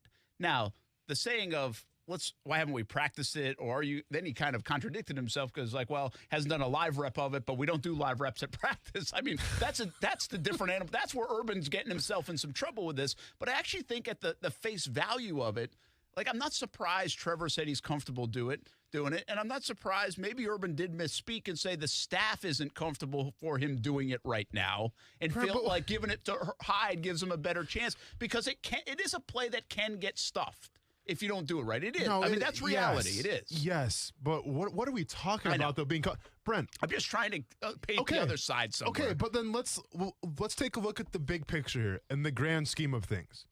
You are comfortable putting out a quarterback in Houston and letting him throw 51 times in a game, his first career game ever. And you're comfortable with that, with him being a rookie. His first ever start, 51 attempts. But you aren't comfortable on a 4th and literally inches to do a quarterback sneak. Yeah. So then where are the lines of comfort? Well, I'll tell you guys this, okay? This was me real-time thinking. I thought, and we're going to get into Bevel here, because there's a lot to dissect about this 4th down in the sequence from the 5 because it was a critical time. But in the game, remember 3rd and 2 in the throw to Marvin Jones? Remember that 25-yard throw to Marvin Jones? Yeah. Mm-hmm. I think it was his only catch, wasn't it? It was. Yeah. And at the time, to myself, I don't think I tweeted this. I was just like, man, that's a risky play on 3rd and 2 when you're running the foot. There's a lot of plays to keep the chains moving. And at that time, the Jags defense isn't stopping anybody. You've got to keep the chains moving here. Mm-hmm. You have to. It just felt at the moment to me, keep the momentum going. Keep the defense off the field. And it threw a beautiful ball, and it worked. Mm-hmm. But I'm being honest with you because I don't want to be hypocritical that I was like, what the hell was that play call on 3rd and 2? That seemed like a low-risk play, and it worked, but it's a low-risk play on 3rd and 2, isn't it? When you're running the ball very well, you have a quarterback that can run, you could spread everybody out. That's what I thought in real time. And I was the same way when I think it was 4th down at the goal line, and you threw that fade. That's my next tight one. End. I was so 4th down, they go 4 wide with 3 tight ends and James Robinson. They actually had 4 tight ends in the game. Mm-hmm. And I understand the matchups that you get, and they got it. They got Hollister against, who was it, Landry or something? Well, so they got the matchup. But that's great on 2nd down. We hate seeing the fades around here. The bottom line is, what I want you to focus on, folks, is that they trusted Trevor in those spots. Good call. Yet they wouldn't trust Trevor. It's a good call. To take a quarterback sneak 4 inches at 6'6", or just jump straight up in the air and reach the ball out, because he's probably got an 84-inch reach. It's a great call. I didn't even think. So they would trust your quarterback in 3rd and 2 to make a tough throw from 25 yards. They will trust your quarterback on 4th and inches, which is the craziest call to ever. The end zone. Yeah, thank God it worked. And by the way, it also shows you the talent of this guy. Yes, because he was beautiful with it. Both throws couldn't have been. And he was clutch. And I like that they're trusting him. But you're not going to trust the quarterback to run a QB sneak 2 times in 10 days in critical spots. Or putting your best player on offense there in James Robinson. You're not going to trust him either. So that's the quarterback sneak part of it. Mm-hmm. Now we bring in the James Robinson part of it. Mm-hmm. And it is, I think people around here have, listen, I went from the Carlos Hyde not showing up on Jaguars All Access, and you guys all hate Carlos Hyde more than me. Yeah. I don't even hate him. I never did. But it was just a fun thing. It was. And now y'all don't like Carlos Hyde. Yes. And it's not even Carlos Hyde's fault you don't like Carlos Hyde. It's Darrell Bevel's fault because he's in there too much and you love James Robinson. Carlos Hyde has been he's done well when his number has been called.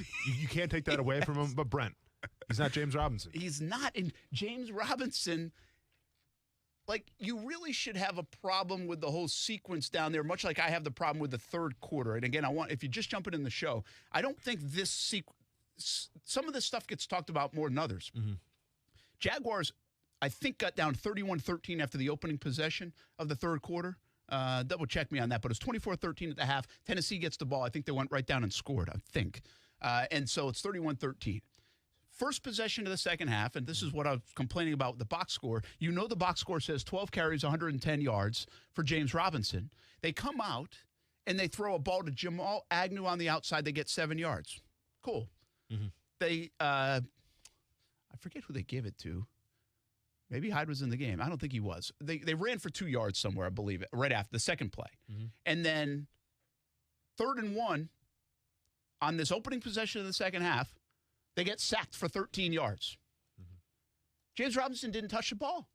A guy that had averaged 9.2. You are outsmarting yourself, Darrell Bevell, right there. Mm-hmm. Okay? So that I want you to notice that sequence because I think that one goes along with the goal line sequence where you're like, okay, you didn't give the ball to your running backs at all anyway, Carlos Hyde or James Robinson, even though you're running it at such a good clip. You ran it for 6.3 yards a clip on the game.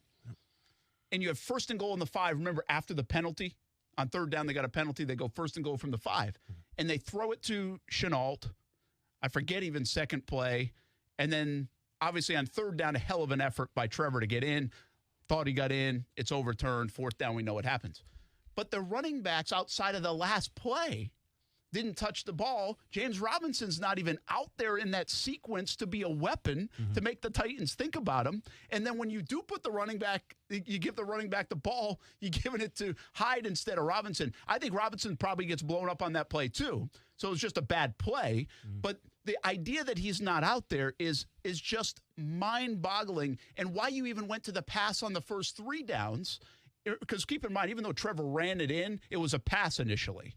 I'm pretty sure. And so it's like, what are you doing? And I want to tell you this, because you guys didn't see this. I guarantee nobody saw this unless you saw the show last night, Action Sports Jax Primetime. Stewart has a great angle. He told me this. It was really good stuff. He was shooting the game from a different view. And Urban Meyer, before that play, before the 4th down play, walks right down the sideline, and James Robinson is right next to him, standing there. Like, he walks right by James Robinson. There's got to be something that comes through your headset that goes off on the sideline like it did for the however many thousand people were watching at home and everywhere else. Like, where is number 25? Is he hurt? Yeah. Oh, that's what I thought. I mean, I'm like, did I see? He wasn't. He was no, standing there. No, there. I know. I was wondering, like, oh, I hope he's okay. Like, that's where my mind went first. Yeah, to me, there's no rhyme or reason for it. You saw a team in the Tennessee Titans that, for the most part in the first half, got stuffed at the line of scrimmage with Derrick Henry. But what do they keep on doing? They kept going back and back and back. And why did they do that? Because Derrick Henry is the best player on their team. Yeah, I was worried about A.J. Brown. Well, it comes out and they say A.J. Brown was not nowhere near 100%. He was on a pitch count, right? So he's in for about 65% of the snaps I read. Okay, that's fine. It was the Derrick Henry show. And as it should have been, because it's Derrick Henry. It should be the James Robinson show, because last time I checked, nobody else on that team was a top 100 player. Now he's 100, nevertheless, though. So the fact that you don't utilize him in the second half after the day that he's been having, they show no signs of stopping it. Like, I get sometimes maybe you want to trick the defense. All right, so it's one play action right here. They think the run's coming, and let's really go for the throat. I can maybe see that. But what I can't see is that when you're having success after success after success with James Robinson, and Tennessee has shown zero signs of stopping it, you get in your mind and go, okay, that was fun. Let's go away from James Robinson now. I don't know. There's no rhyme or reason for it, and I don't understand it. Did Urban Meyer, like, get rid of the analytics department and we just don't know? See, I mean, because... No. I shared a graph today on Twitter, and I don't even know how the hell to read it, but it definitely shows that if you run the football, you do well if you're the Jags. Like, the Cleveland Browns are right there with them. Like, they're the second best. Guess what else? Nick Chubb averages 5.8 yards a carry. Guess who else does? James Robinson averages the damn same. He's got 27 less carries than Nick Chubb. okay, this year through 5 games. That's basically a game. If I'm James Robinson, I'm pissed. You know why? Because we're losing football games. I can be helping win football games. Also, I should be named the Pro Bowl if you'd give me the damn ball. Yeah. Do you, honestly, if we're being 100% serious here, when I see the Jaguars get in the red zone, the first thing, after these play calls, the first thing that goes through my mind is they're trying to give Trevor confidence. Like, they're trying to put the ball in his hands to score a touchdown. It's not like you're trying. Like, honestly, sometimes with this team, I don't think even scoring points is the main goal or winning the game is the main goal. I think it's giving Trevor confidence because we saw that when you had 3 tight ends every split out wide. Yeah. Like you took James Robinson, more, right? Yeah. It's almost like they want to give Trevor more confidence, which is baffling to me because at the end of the day, you know how you get confidence, you win ball games. Yeah. Do you know how you get confidence? You go in victory formation. I get the sense. I understand what you're saying there. I just can't.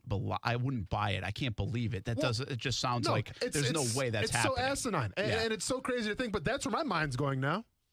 I'm like, okay, they want to give Trevor some more reps, I guess, and get him some touchdowns, more confidence, I guess. I don't know. Here's the bigger thing, and this is what people are on, and they have a right to be, okay? I wasn't trying to defend Bevel today. I would just tell you I seriously don't think Bevel's doing as bad a job. I think he was awful in game 1.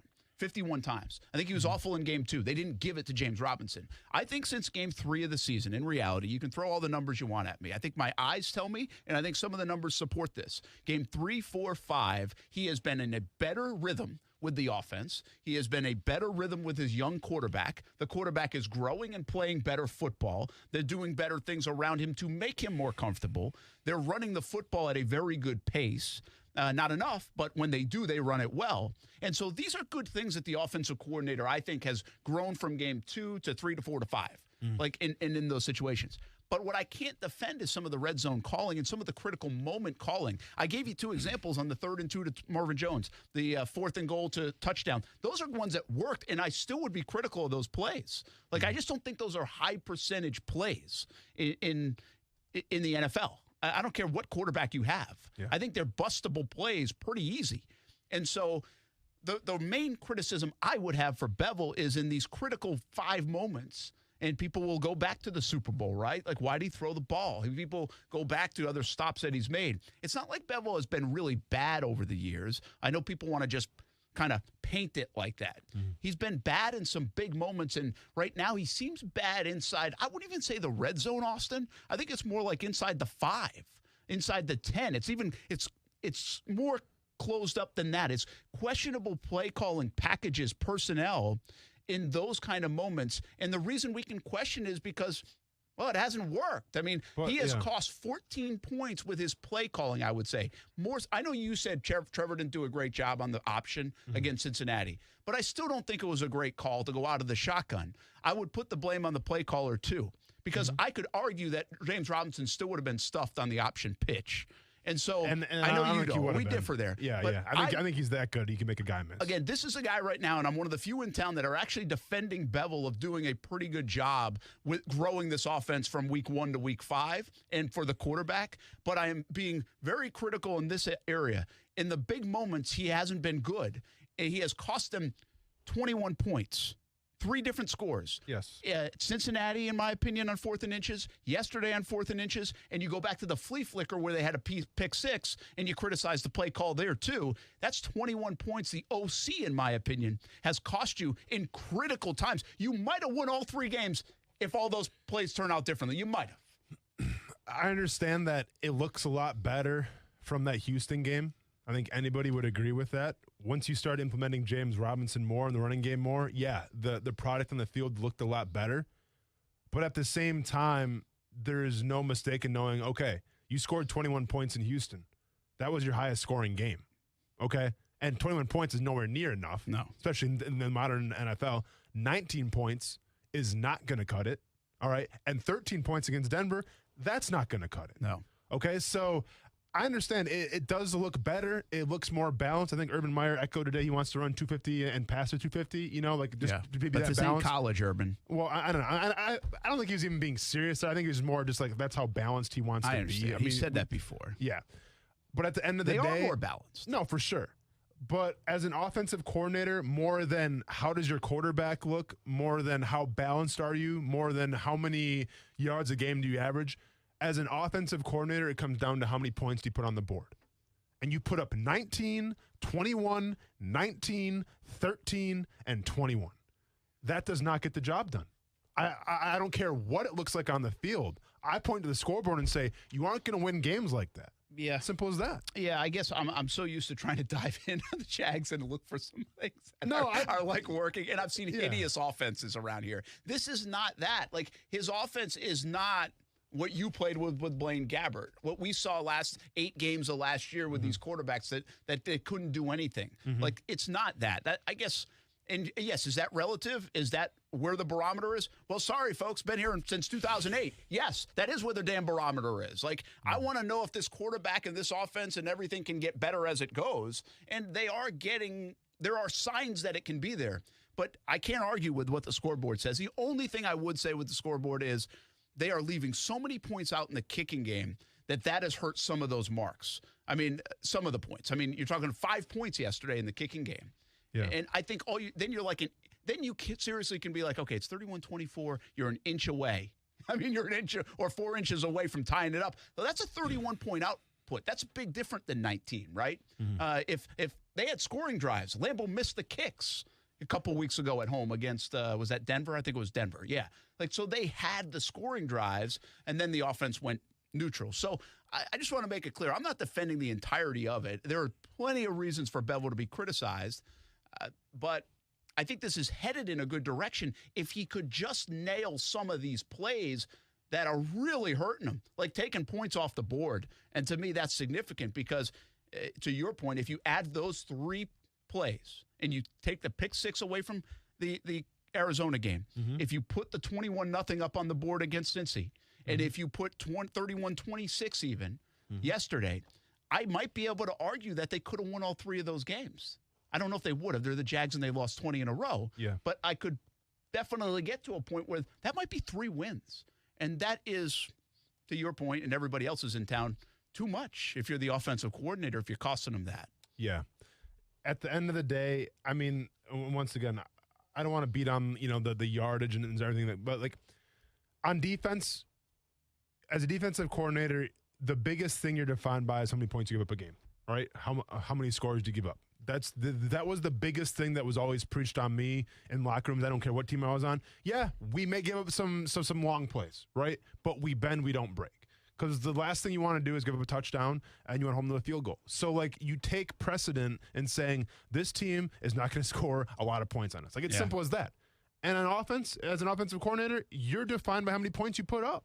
Now, and I get it. Josh Lambeau could have helped you out, right? The ball bounces this way, that way. It could have helped you out, and I understand all of that. But at the end of the day, like, that to me is the biggest stat of anything. It's what the scoreboard says, and it's what you're defined by. And right now, this team just isn't putting up the points. And they're not stopping anybody. They're not stopping anybody either. And like, I love what you just said there, because defensively, like, when Shaq almost had the pick, right? I was like, okay, well, they missed a golden opportunity. And then I thought there was a BS PI call on Clay Brooks. Totally phantom PI. They would have been off the field, and it kept the drive alive. Well, now I say, okay, it's up to you, defense, to force a field goal. Well, they couldn't. They went right down and scored. Like, that to me is the problem with the defense, because your defense is the way you talked about. You might not have been even statistically like, hey, we're holding to 180 points, 80 yards a game. Yeah. But you're giving up field goals, right? Yeah. Or by the way, you might get more than 1 turnover in 8 games too. I mean, that's a major problem. We had more than that. 8 games if you count the preseason. Let me ask you this real quick: is James Robinson a top 7 running back in the league? I say yes. Top 7. Yeah, I think people. Let's take a break. Let's come back. We'll talk a little bit about James. And by the way, if don't go anywhere, but James will be with us tonight. Jags Report Live, Sneakers in Jax Beach, 7 o'clock. It's on Fox 30. You can come out to the show as well. James Robinson will join us tonight. We talk more about James Robinson because I think, by the way, he's earned that, number one. And how do they get him the football more? Because that's a problem. And now that's at least 3 games this year we asked that. I mean, how many times do we have to ask? How many times? I mean, maybe they should just listen to a show or watch Twitter. Maybe that'd be better. Maybe that'll wake them up down there. Let's do it. Just live stream us in the locker room. Or at least in the coach's room. Now you're talking. We'll be back. Action Sports Jax on ESPN 690. Now, the first alert forecast on ESPN 690. Today, a sun cloud mix with an isolated shower possible, and it will be breezy at times with temperatures in the afternoon in the low to mid 80s, upper 60s tonight under mostly clear skies. From the Action News Jax First Alert Weather Center, I'm meteorologist Alyssa Pedjig. The Weather Center is brought to you by Beards Diamonds. Don't miss Beards BOGO Wedding Band Sale happening now through October 24th. Temperatures keep climbing, and hotter weather means your body needs more water. Stay hydrated. CGC Water Treatment wants to make sure the water you and your family drink is cleaner, healthier, and tastes great. It starts with the Connecticut system, proudly made in America and installed by the pros CGC Water. Not sure about your water? Call CGC. They'll analyze your water for free. I haven't had to worry about my water since I got mine installed because Connecticut systems remove up to 99% of the contaminants. If you're not filtering your water, you are the filter. Connecticut makes the world's most efficient softeners, non-electric twin tanks that use less salt and water during regeneration. Save up to $500 on select softener and RO systems this month. Financing available with approved credit. Call CGC Water at 904-552-1242. Call and ask about Conway Club, the new service program that will save you money on salt, filters, delivery, parts, and labor. Tell them Brent sent you and find out all the details and all the great ways you can save. Call 904-552-1242 or visit cgcwater.com, your local independent Connecticut dealer. So, have you noticed when you watch the news that lots of crimes are recorded on cameras, especially ding-dong doorbells? Well, that's because they don't have proper security systems with them. Cameras are very sophisticated today and have multiple options. That's why you should deal with the experts at SafeTouch Security. When combined with a SafeTouch security system, the possibilities are endless. And when the SafeTouch experts install your cameras, they're virtually hack-resistant. And SafeTouch never shares your internet or personal information. So for the latest info on NVR cameras, digital cameras, or cameras with cloud storage, SafeTouch can help you choose the cameras that are right for you and your family. And even the best camera needs a SafeTouch security system. Don't give the bad guys a doorway to invade your home and family. Call SafeTouch today and see the many options available to your home and business. You'll be surprised how affordable a new SafeTouch integrated system can be. Call now while we still have our most popular options available, or go to safetouch.com. State license number EF0000233. I'm Glenn Levine, a board-certified civil trial lawyer. That means the Florida bars recognize me as an expert in the field of civil trial. As a trial lawyer, I'm trained to investigate every aspect of your case. If you've been involved in a legal dispute and are not sure of your options, call me, Glenn Levine, at the law offices of Anajar and Levine at 904-600-4000. That's 904-600-4000 for a free consultation and take back control of your life. Office in Jacksonville. Many of us have been fortunate to have someone along the way take an interest in our career or another aspect of our life. To a small business owner, it is important to have an objective voice to provide advice or guidance to help identify customers, answer a legal question, or review finances. As the nation's premier organization supporting small businesses, SCORE is always looking for people willing to offer their time and expertise to mentor current or aspiring entrepreneurs. If you're interested in joining our team, go to the volunteer tab at jacksonville.score.org and start sharing your knowledge today. A healthier you is the first step toward a healthy baby. When planning a pregnancy, baby steps toward better health can deliver big results. Exercising regularly and eating a balanced diet will help you reach or maintain a healthy weight and increase the likelihood of a healthy baby. Taking a multivitamin containing folic acid every day helps prevent birth defects, and regular medical and dental checkups are especially important when planning for pregnancy. To learn more about taking your baby steps toward a healthy pregnancy, call Florida's Family Health Line at 1-800-451-2229. People are still hesitant to come to the shop. We built a place that people could come and join and meet each other and talk to one another. Small businesses are the heart and soul of a community. Hi, I'm Congressman Neil Dunn. And I'm Leah Dunn. During these times, it's important to support your local small businesses. They're the core of our communities and keep us connected. This message brought to you by the National Association of Broadcasters and this station. Every 2 minutes, a woman in the U.S. is diagnosed with breast cancer. And in that split second, her life changes forever. The toll of breast cancer is great. The need to support those who are battling the disease today is even greater. We're fighting alongside patients because we know one moment can change a lifetime. United by hope, We can end breast cancer. Join our fight. Save lives. Key, Jay, and Max. It's not just as easy as saying Mac Jones is way better than Cam Newton. I think Mac Jones has a chance to be better than Cam Newton. I still think Cam would have been the starter. Key, Jay, and Max. Weekday mornings starting at 6 Eastern on ESPN Radio and on ESPN2. Quite often in that situation, I saw Carlos, and I trust Carlos. Carlos is running hard as well, and I didn't make the change. We were discussing the play, and did not make the change at the running back position. In that moment, I didn't. When I saw Carlos there, I didn't ask why James not in there because we were discussing the play. I saw Carlos, and I trust Carlos, and obviously Bevel trusts Carlos. Do you trust Carlos, Brent? Not to show up. Had to get in there, Casey, Had to set him up, a little Stockton to Malone every once in a while. I really have nothing to good Carlos. It's just kind of a fun little. It's just a fun little quip that we have back and forth. Yeah. But I will say, like we said earlier, man, Carlos Hyde has done a good job. Sure. I understand why they brought Carlos Hyde in here. Sure. Yeah. People, this is a long season. It's a long season for the running back.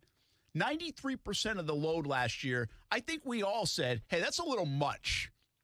Now, the guy did fantastic. Yes. But that's a lot. Now, Derrick Henry says, hold my beer, but, right? Hold my ice bag. Yeah. But I'll ask you this simple question. I said this on TV last night, and I didn't really think about it even though I said it, but I would love for you to think about it. Derrick Henry went 29 carries for 130 yards, and he had 3 touchdowns. Another nice performance. It felt like bigger numbers than the performance felt, if you ask me. I'll agree with that. Right? I mean, he didn't control the game, in my opinion. He can. He has a tendency to do that. Yeah, I mean, to be fair, I don't see when Derrick Henry makes a top 100. There's not a lot of Derrick Henry plays against Jacksonville, at least. Not from game one. For game one. Yeah. So there's, that's a win. Put no it on the board. Murray. Put it on the no Kyler Murray top 100. Nope. No Derrick Henry. No Derrick Henry. Now, and you Tyler guys Boyd, said we haven't lost or won a game in 20 games or whatever it is. Now, Tyler Boyd might be, if he makes top 100, which he probably what's won't. The chances? Hopefully not. Hopefully Jamar Chase keeps doing his thing. Don't have to worry about Tyler Boyd. All right, so 29 carries, 130 yards, and obviously 3 touchdowns, but 18 carries, 149 yards, and a touchdown for James Robinson. So I asked this question, do the Jags win the game if the carries are flipped? Or don't even take away the carries of Derrick. If James Robinson has 29 carries, do the Jags win the game? And by the way, how many yards does he end up with? I mean, if he stays on the clip he was on, you have to say they win, yeah, right? And by the way, it's probably unlikely he stays on that clip through 29 carries. I mean, he did it through 18. Well, yeah. But I just think that's a little bit, even if you bring it down and he ends up averaging 7. But then you got to keep in mind, if he does that, then what does it look like in terms of a play-action pass where, like, you have to stack the box to try to stop this guy? I think they have an astronomical chance to win the game, yes. I think it's night and day. Yeah, I mean, I do too. And the defense is on the field less that way, all these things. You only have so many plays, I understand that. And the passing game, when they used it, was effective too. Yeah. So, again, that's why I wrestle with these things. Like, you can't just all of a sudden, hey, let's add 11 plays to James Robinson's stats. Like, that means Trevor didn't pass as much or whatever. But it just did feel like one of those games where if they wanted to, your quarterback could have had about 15 pass attempts. Yeah. Now, did the game dictate that a little bit at 31-13 in the second half? The last possession, you're going to throw it, you're not going to run it. I mean, maybe. It might be a fair defense. But it just doesn't feel like 18's enough. And the bigger thing, and as we've kind of blown up about already here today on the show, 12 carries in the first half. I was like, dang, 12 carries. He's on pace. Yep. He is on pace. And this team's on pace. And then to win 6 carries in the second half. And that was it. We talked about this a little bit. I think if I'm James Robinson, I'm mad. I'm not getting the ball more. I think he took the high road in the postgame. I think he will take the high road, but I'm mad. And if I'm in James Robinson's camp, I'm mad. because this is a guy that should be a Pro Bowler last year. Mm-hmm. The team lost 15 games in a row, and therefore he wasn't. Mm-hmm. He is one of the best backs in the NFL right now in terms of production. He's Top not 7. getting the ball enough, which means you're not going to get the accolades because you're already losing. And then on top of that, I'm an undrafted free agent. And, well, guess what? That means I wasn't guaranteed a lot of money when I came into this thing. Yeah. I am outperforming my contract by about as much as anybody in the NFL is outperforming their contract. Agreed? Agreed. So what you're doing, if James Robinson continues to have this good year, like if I'm the Jacksonville Jaguars, I'm signing him to a deal after this season. Mm-hmm. Well, if you don't give me the damn ball, you're losing me money. So I'd be mad if I'm James Robinson. Yeah, and it kind of echoes the conversation that Casey and us had during the break here. But if I'm James Robinson, and let's be honest here, I get in terms of guys that you want to keep going forward, it may not be a laundry list right now of players on this team, but James Robinson is not a guy that you want to lose. Okay, James Robinson is a guy that you want to have in this building for years and years to come. Well, let's look at the history of James Robinson real quick, and let's ask where James Robinson is in terms of frustration with this ball team.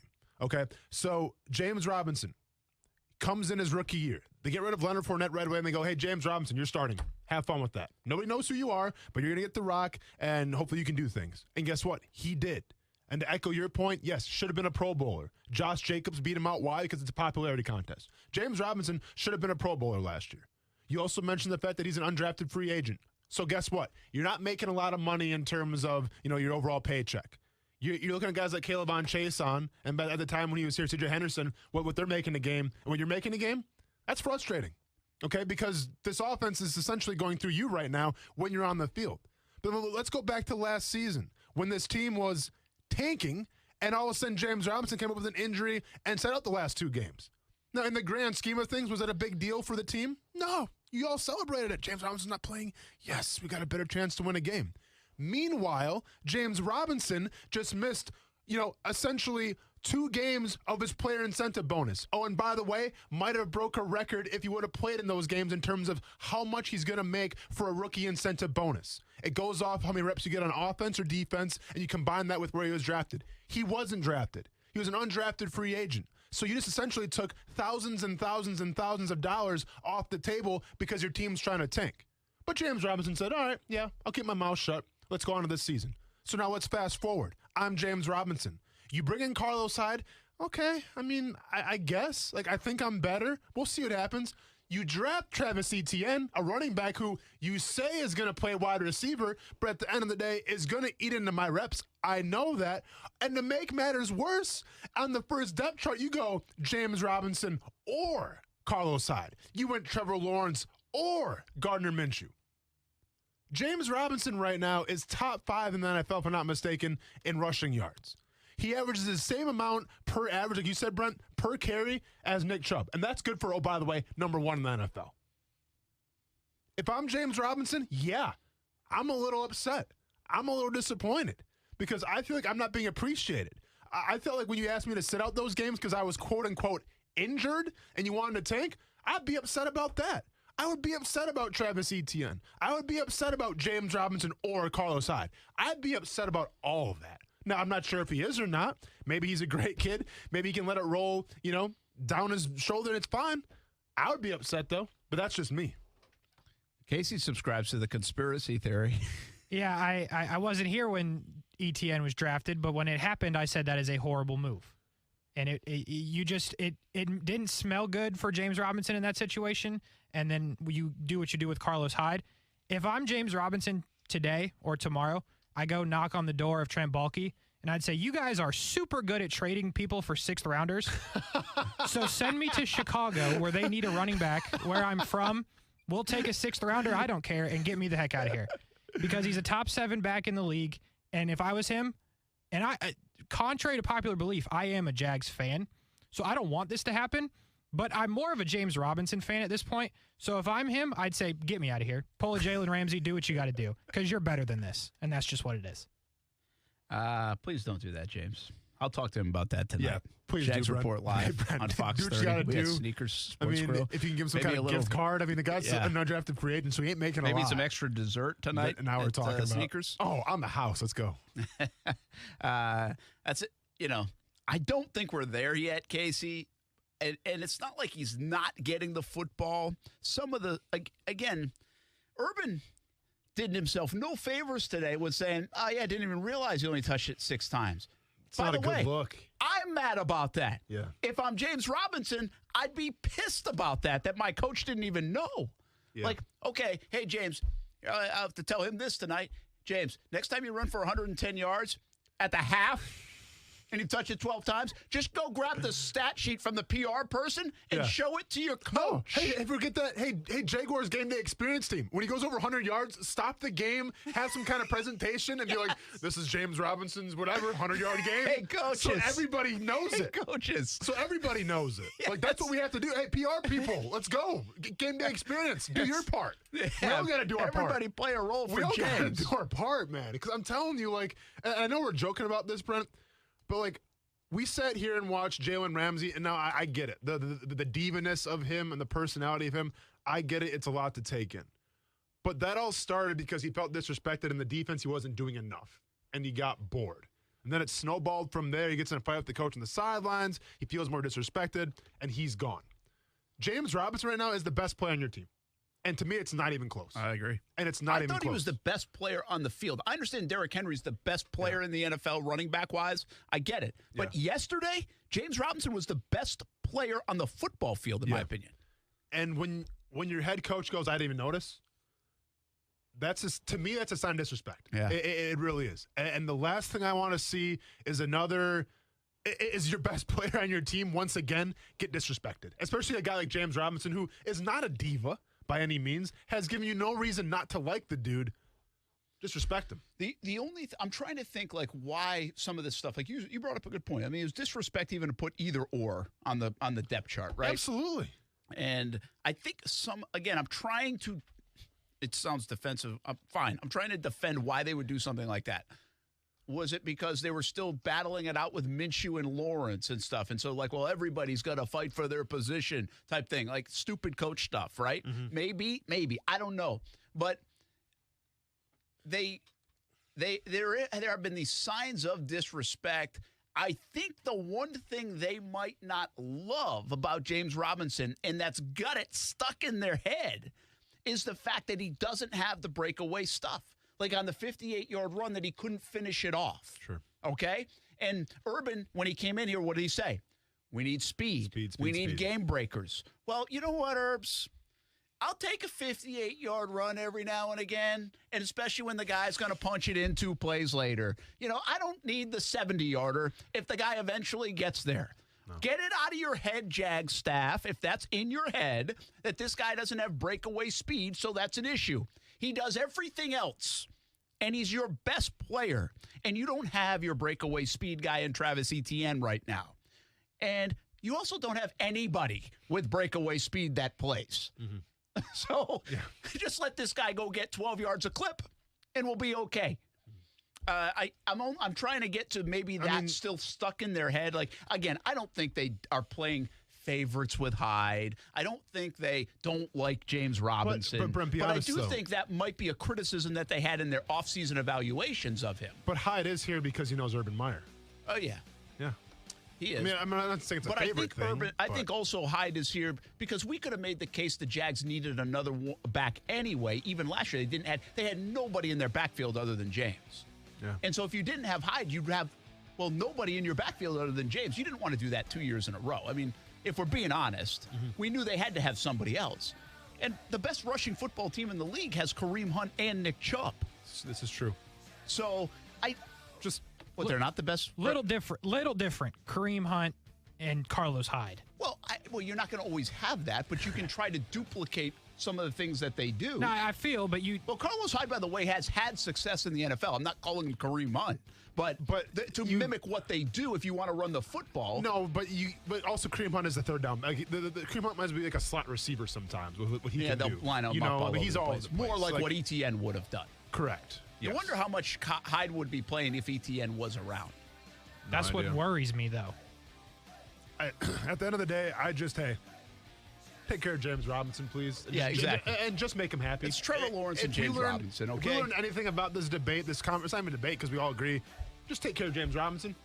If you learned anything, watch Fox 30 tonight. Jags Report Live. James Robinson will join me from Sneakers, and you can be there too. We'll see you at 7. We'll be back on ESPN 690. This is Action Sports Jax. I think I'm getting closer and closer to doing the anatomy of the screenplay. I mean, what the hell? I mean, why can't we run a screen in Jacksonville for 14 years since I've been here? 14 freaking years we can't run a screenplay. And then on defense, we can't stop the damn thing. They can't stop a screenplay. We can't run a screenplay. What is going on in Jacksonville? I mean, it's unbelievable. They run screenplays in high school. I love football, and I love chicken wings. Hey, everybody, this is Brent Mortno. We are a lot alike, right? You love football, and you love wings. Let's win the week with Extreme Wings Sports Grill. 4 locations in Jacksonville, Atlantic Boulevard, Ocean Way, 210 in St. Johns County, and the new location on Roosevelt Boulevard near NAS Jax, serving up the freshest, never frozen, world-famous extreme hot wings to Jacksonville since 1999. We like football. We like wings. We love a good deal. To celebrate the grand opening of the Extreme Wings Roosevelt location, get 6 wings, french fries, and a drink for just $12.99 at the Roosevelt location. 6 wings, french fries, and a drink, just $12.99. Active military gets special discounts. Jalapeno ranch, Caribbean jerk, spicy blue cheese, lemon pepper. So many flavors to choose from. And, of course, they can make them extreme if you want. Plenty of space at Extreme Wings Sports Grill locations. If you're looking for a place for the entire team,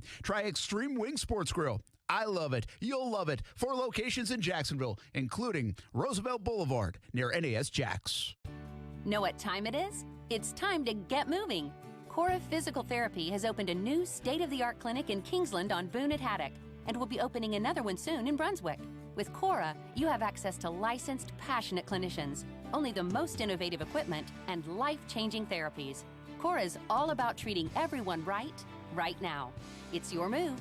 Visit CoraPhysicalTherapy.com for a free screening. No physician's referral required. Same-day appointments available.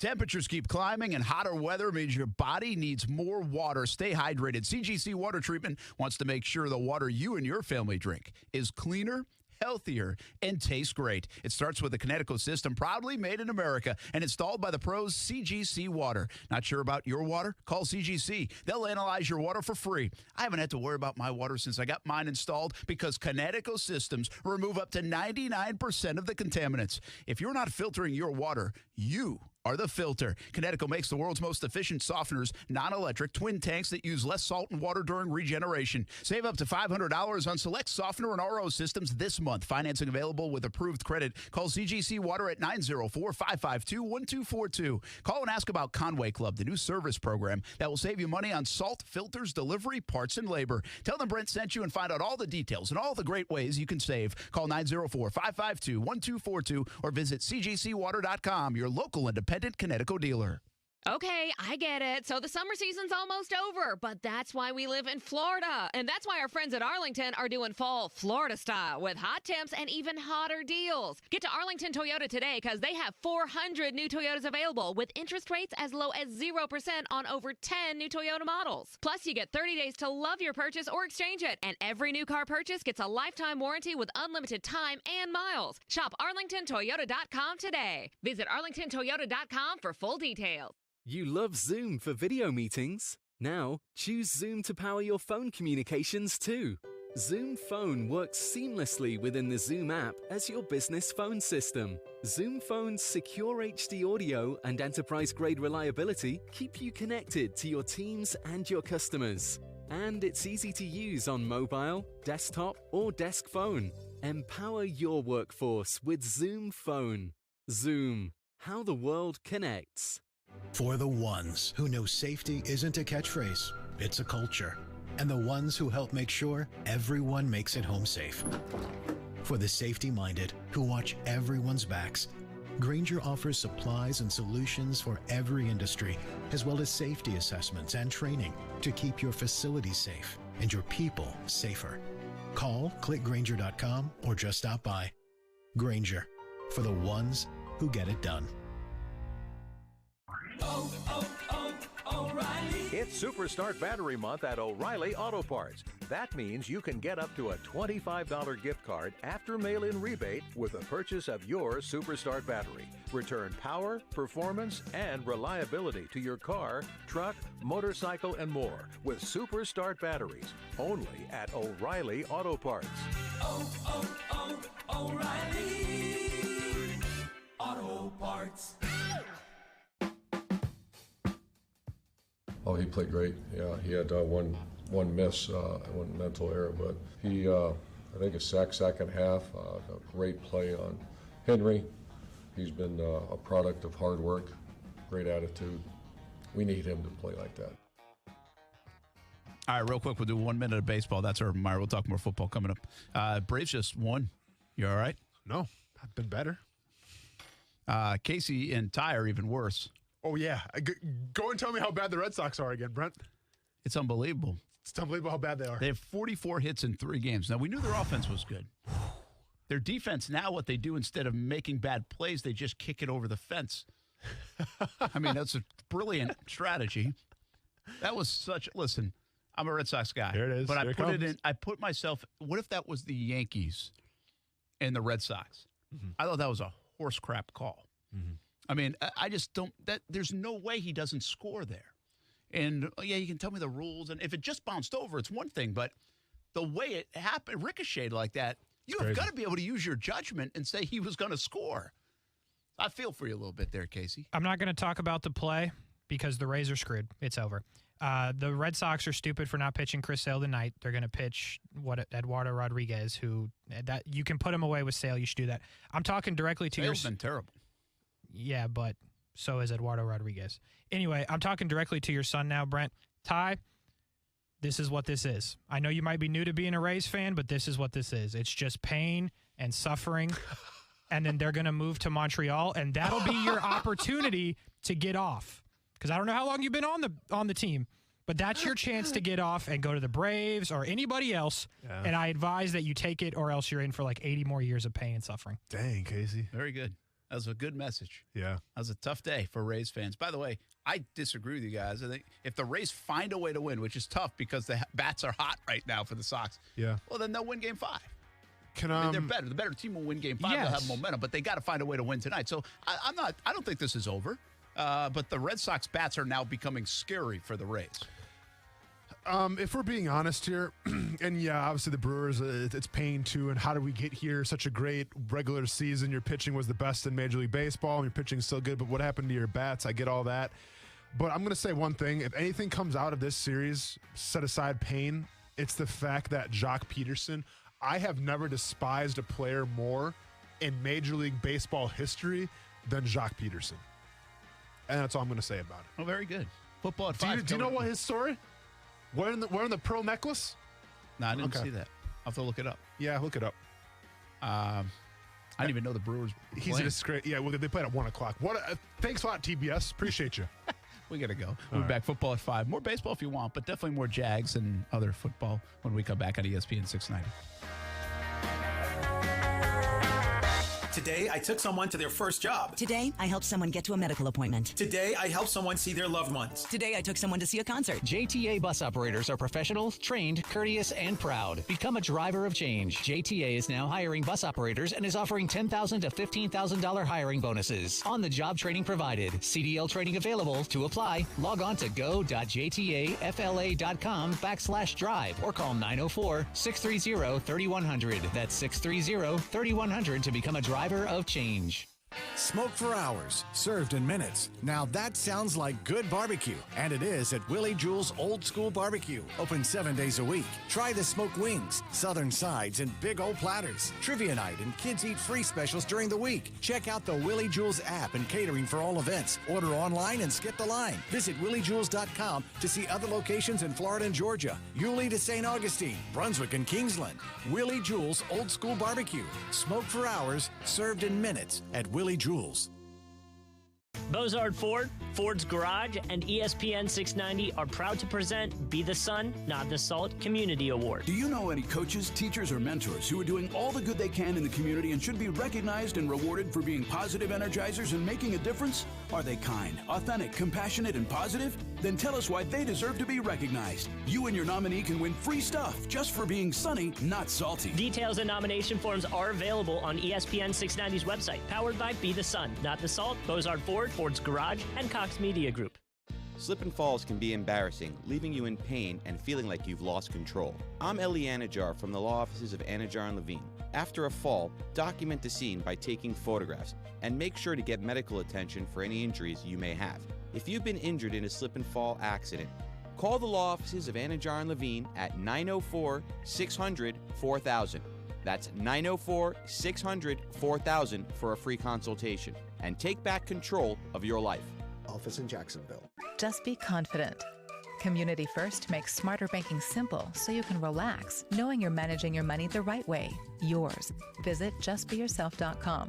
Community First Credit Union. Just be yourself. Federally insured by NCUA. ESPN 690 is home for the Florida Sportsman Fishing Show hosted by Captain Rick Riles. Tune in every Saturday morning from 7 to 9 a.m. to find out what's biting now. Fishing so fresh, you can almost smell it.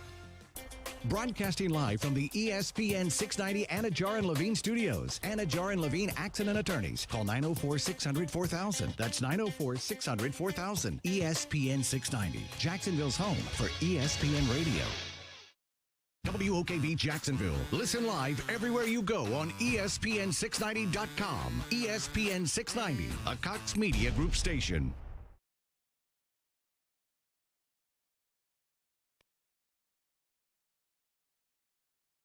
This is SportsCenter. I'm Doug Brown. Steelers wideout Juju Smith-Schuster could be out up to 4 months with a dislocated right shoulder. He'll have surgery this week. That from ESPN's Adam Schefter. Will the NFL discipline Raiders coach John Gruden for offensive emails he sent 10 years ago? ESPN's Chris Mortensen. Bottom line is that John Gruden was working for ESPN as a Monday Night Football booth analyst when he sent those emails. And, you know, do you have a true foundation to discipline a guy who wasn't even employed by the NFL? Chris Mortensen on Barton Hahn. Baseball today, the Braves shut out the Brewers 3-0. Jock Peterson with a 3-run home run. Braves now lead that NLDS series 2-1. Coming up tonight, Rays and Red Sox Game 4 in Boston with the Red Sox looking for the clincher. Giants and Dodgers Game 3, the series tied at 1. Both of those games coming up on ESPN Radio. And ESPN's Adrian Wojnarowski is reporting 76ers guard Ben Simmons could return to the team as early as this week. Getting paid up to 2 days early with direct deposit is another reason banking with Capital One is one of the easiest decisions in the history of decisions. That's banking reimagined. What's in your wallet? Terms apply. See CapitalOne.com/bank. Capital One NA, member FDIC. Whether you're a rock-solid hard athlete or a hardcore fan, in Little League, a pro, or a weekend warrior, Cora Physical Therapy is here to help you reach your goals. We're happy to announce that Cora is now open in Kingsland on Boone at Haddock, and we're coming soon to Brunswick. With a total of 17 clinics in the Jacksonville region, there's sure to be one near your home or work. Call or come in today for a free screening. No physician's referral needed. CoraPhysicalTherapy.com. Treating everyone right. 5G is here, but the big carriers want you to sign a pricey long-term contract to get in on the action. Well, no more, because Straight Talk Wireless has rolled out 5G coverage nationwide, with plans starting at just $35 a month with no contract. And get a Samsung Galaxy A32 5G for only $299, all on America's best networks. 5G coverage, 5G phones, less money. Straight Talk Wireless, no contract, no compromise. 5G capable device required, actual availability, coverage, and speed may vary. Get in zone, AutoZone. Welcome to AutoZone. What are you working on today? Time for an oil change? We've got what you need to check it off your list. Right now, you can get 5 quarts of Valvoline Max Life High Mileage Motor Oil and an STP oil filter, plus an STP air filter or cabin air filter, all for just $35.99. And you can get it all fast, your way.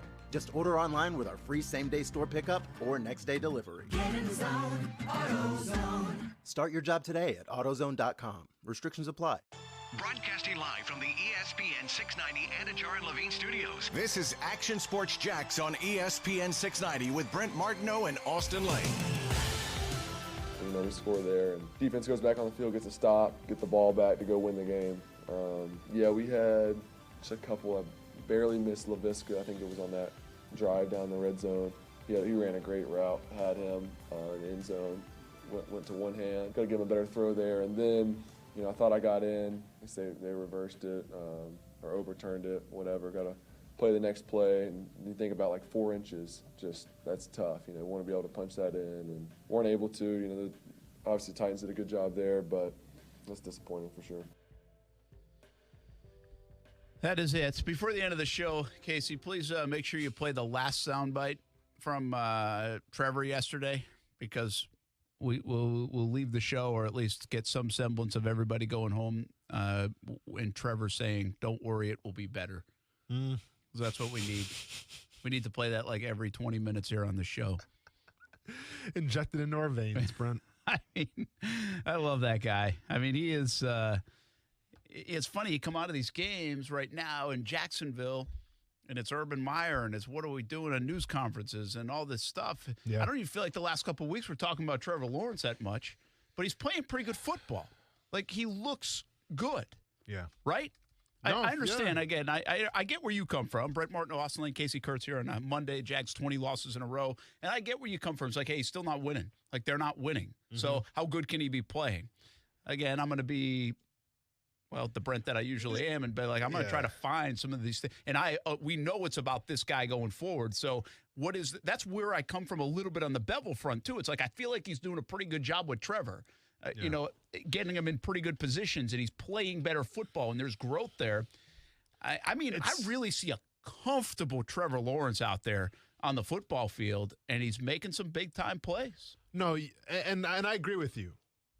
It's just sad, though, that we come in here on a Monday, and that's, I don't know, the 7th, 8th thing that we have to talk about when it's true. The most important part of our franchise. Yeah, it's true. But, there's so much other stuff going on that we can't even acknowledge it to start out the show, because that's not a trending topic. That's not the story of the day. Yeah, it really is about the 6 or 7 story right now. I mean, and meanwhile in Houston, they're throwing parades for Davis Mills. They're thinking, is this our guy? 3 touchdowns against Bill Belichick? Quarterback rating of 149? Is Davis Mills the guy now? And we're saying, Trevor did good again. It's good stuff. That's an interesting point, right? Because Davis Mills, by the way, played really well until they decided, hey, shoot, we're supposed to be tanking. But Justin Fields, it gets a win, and people have really been enamored with the Fields, right? Because he wasn't playing, and then he got set up bad by Nagy, and all of a sudden Nagy, who was supposed to be this play caller, obviously can't call plays because the other guy's pretty good at it. Yes. Trey Lance is now playing and thrown in the fire. Mac Jones is on the big spotlight because it's New England. He's playing these games against Tom Brady, and he's holding his own.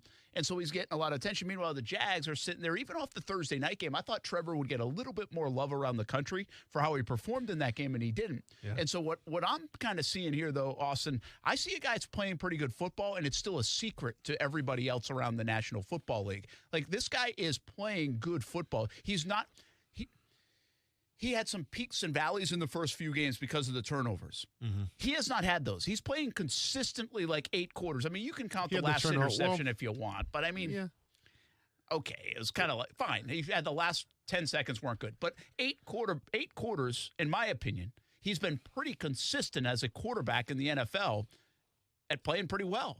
That's a good sign. Yeah.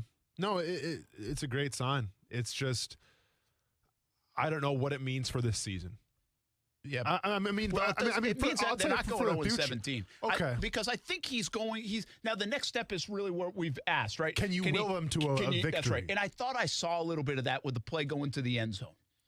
Yeah, when he's that was a will play. I'll give you another play because you can't sleep on some of this stuff. You remember the one we were talking about on 4th and inches where he throws it to Hollister, right? Yes. And so we said, well, they kind of put it in his hands. Well, previously on that drive was the 3rd and 2 to Marvin Jones. Beautiful throw. Mm-hmm. Well, in between all that, do you remember the play where he had to peel out quickly after the snap because Tennessee was rushing him and he threw it to Tavon Austin? Yeah. Remember that? He kind of spun around.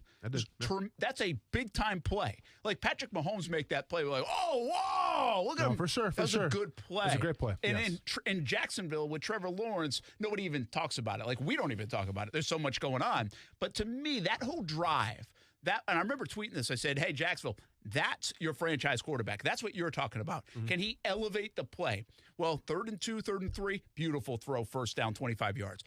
Pressure in his face, screw it. I got this. Spin around, find Tavon Austin, get him down near the goal line. Yeah. 4th and inches, you want to give it to me instead of run? Fine. I'll throw you a beautiful pass on a fade, touchdown. To me, that was Trevor Lawrence. That's the quarterback Jacksonville has. And now you just got to see more of it. And what I think even Urban said it. Now we want to see him in a game-winning type of situation he could do it then. No, I mean, you definitely want to see more of it. And it's like you said, he's made some wow plays. Yeah. You know, I mean, like you mentioned the one where he kind of spun out and then found Tavon Austin. It's sad that and I don't know if it's like a national media thing because obviously they're not winning, so that has something to do with it. Yeah. But like, I see last year, like how enthralled the media was with Joe Burrow before he got hurt. True. And how enthralled they were with Justin Herbert. And like how even enthralled they were with Gardner Minshew because of like the way he looked, but also like some of like the backyard plays that he was making. Now Minshew won a couple games, okay, so be it.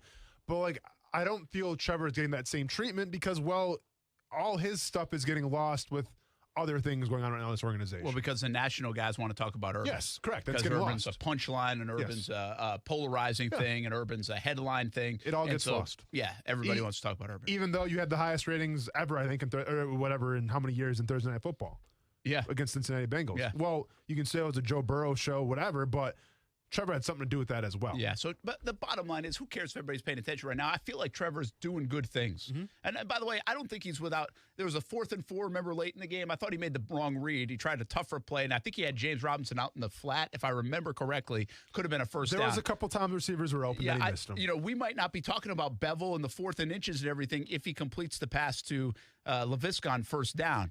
Now, I feel like if you go look at his news conference there, I think he was covering for Laviska. I don't know where Laviska is supposed to be on that route, but I felt the way he said it. He was kind of like, he said this multiple times, like I could throw a better ball there, but he kind of quietly, sheepishly said it there, and I think he kind of covered for Laviska. That's just my read on it. I have no idea interpreting a news conference, but I wonder if Laviska should have ran that route a little more deeper or a little more to the edge, and he put the ball in the right spot. But who knows? My point being is he hasn't been perfect, but they're not glaring mistakes most of the time, and he's making big plays in big spots, and now they just got to do a little bit more to compliment him so then we can see if he can get it done at like the end of the game in an even bigger position. Yeah. I think that's kind of what is next. To go along with go ahead. I was going to say, so in terms of the targets and in terms of the receptions.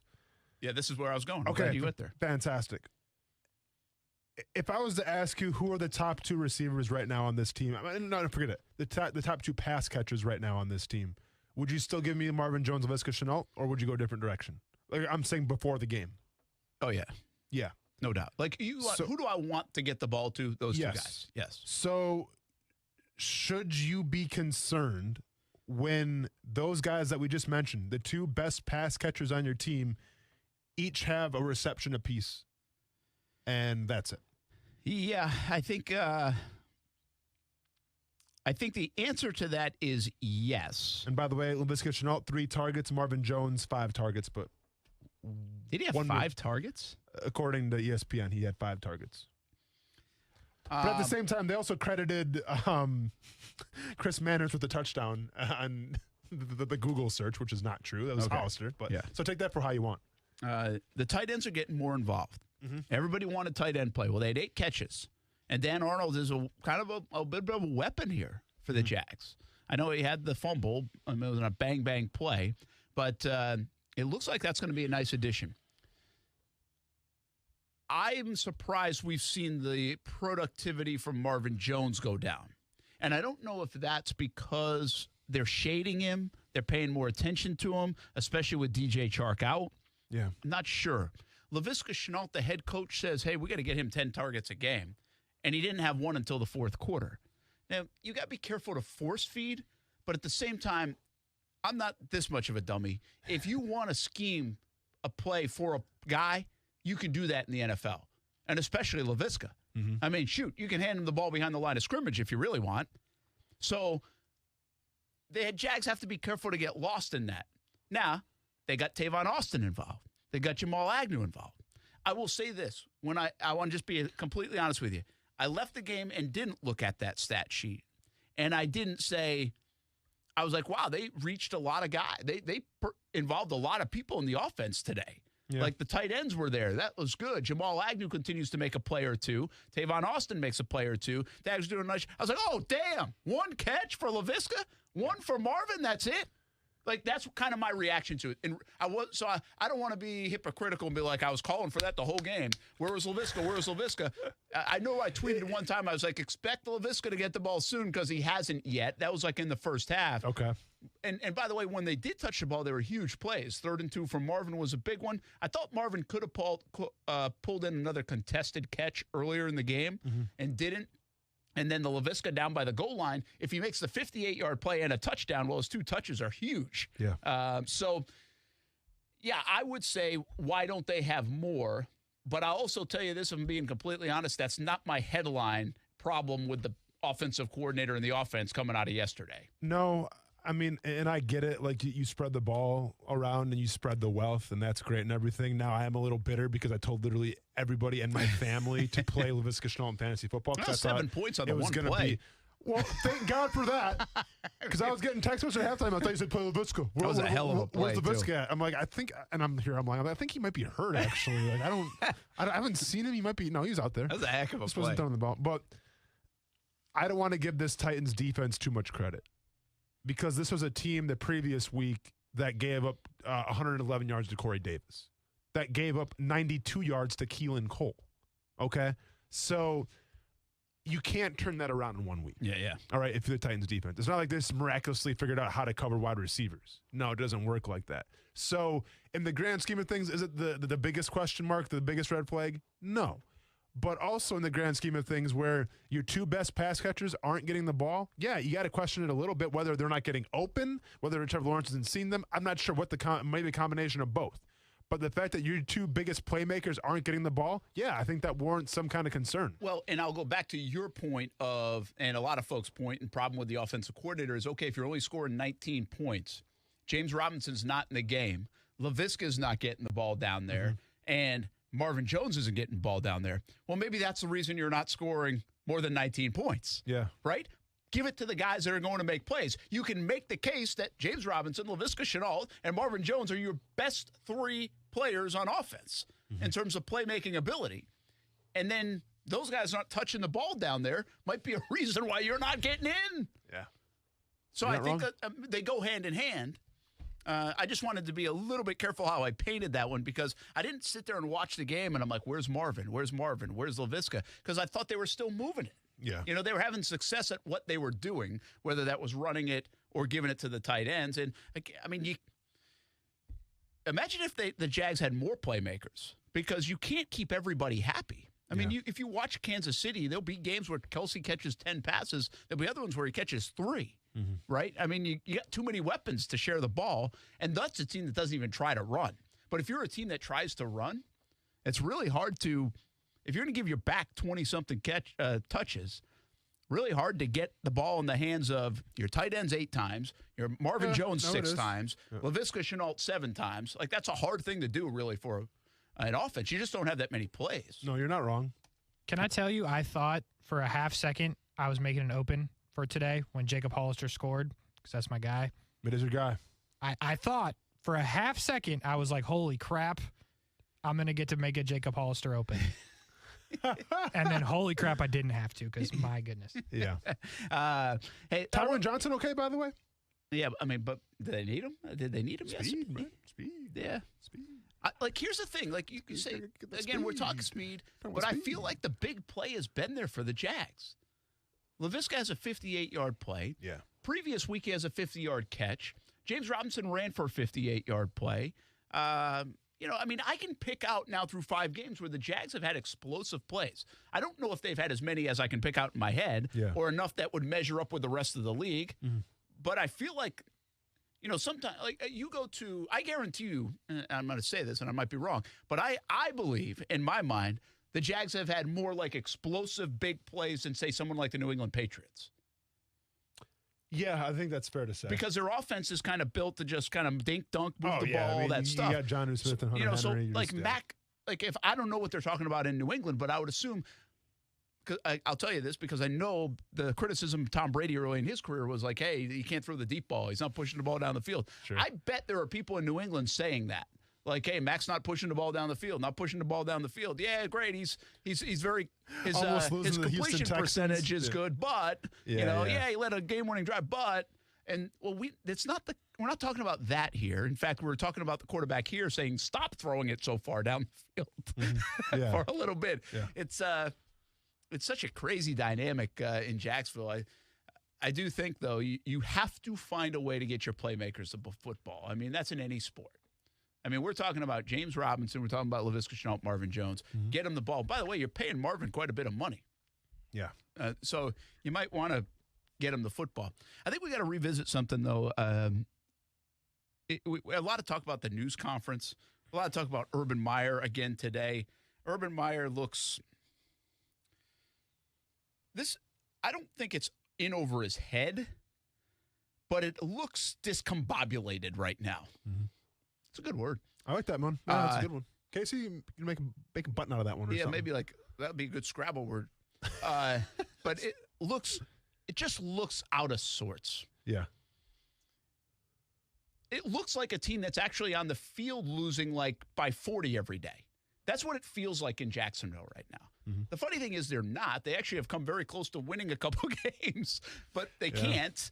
But it feels that way from the building to the news conferences to the headlines to the everything. And you said it, and I think this is important to discuss. I mean, how much of a disconnect, forget about the rest of the building, but how much do you feel is off right now between Urban and Trevor, and we'll throw Bevel in the mix as well, and maybe even like a Schottenheimer. But if you look at the organization, those guys are very important right now. How much is off or amiss?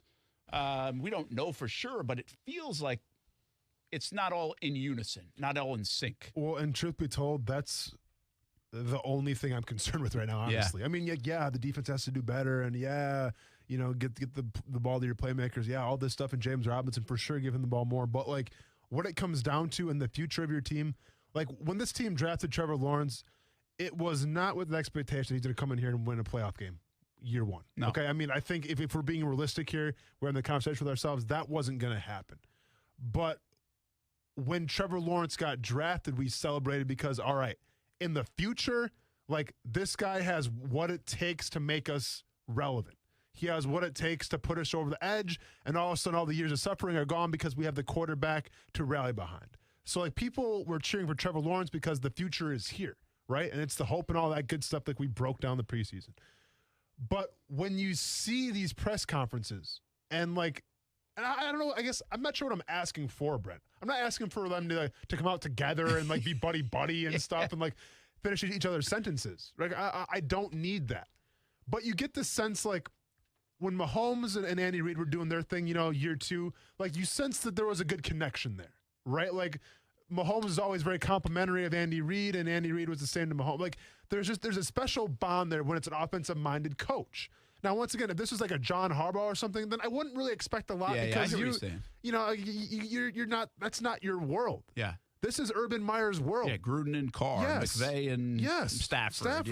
Or Goff back in the day. Even then, I mean, it's just I sense a disconnect here. And I don't know if I'm reading too much into it or not. Felt good going into the year. It did. But I'll be honest with you, I'm not seeing the other side where it's like, oh, these guys are on the same page. I don't get that at all. I feel like behind the scenes, at least the way Urban paints it sometimes, it's almost like Schottenheimer. And I would get the sense, and again, I don't know, we're not in the building. Yeah. But I would get the sense Trevor and Schottenheimer are really tight. Yeah. Like that's what I'm getting the sense of. Yeah. And Urban just kind of peeks his head in. And I think Bevel's probably tight with that group, too, and they all work together.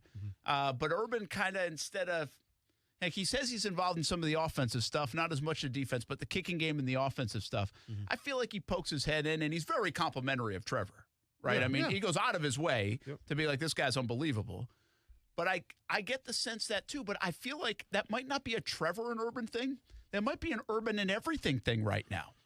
He feels disconnected and out of sync is the way I would say it with everything that's going on. And it really does surprise me. I thought from an organizational point of view, I thought there would be more streamlined and walking in step than I've heard it is and that we're seeing it is. And to me, that's a major concern. It's got nothing. You know what's the craziest thing about right now, the concern in Jacksonville? I feel like it has nothing to do with being 0-5. Yeah. Like, that's the craziest thing. When you talk about this stuff, you're talking about, like, Gus Bradley going into year 4 and getting off to an 0-5 start, and you're in trouble. Yes. Like, that's not even what we're talking about in Jacksonville. We're trying to figure out in Jacksonville is all the other stuff outside of 0-5 and what it looks like inside potentially, if it's time to pull the plug on it because it's just not going to work. Yeah. And you do it earlier than wait around for later. And you started the show with this. That's the biggest difference right now between the Jacksonville Jaguars and Detroit Lions. The Lions aren't having this conversation with Dan Campbell.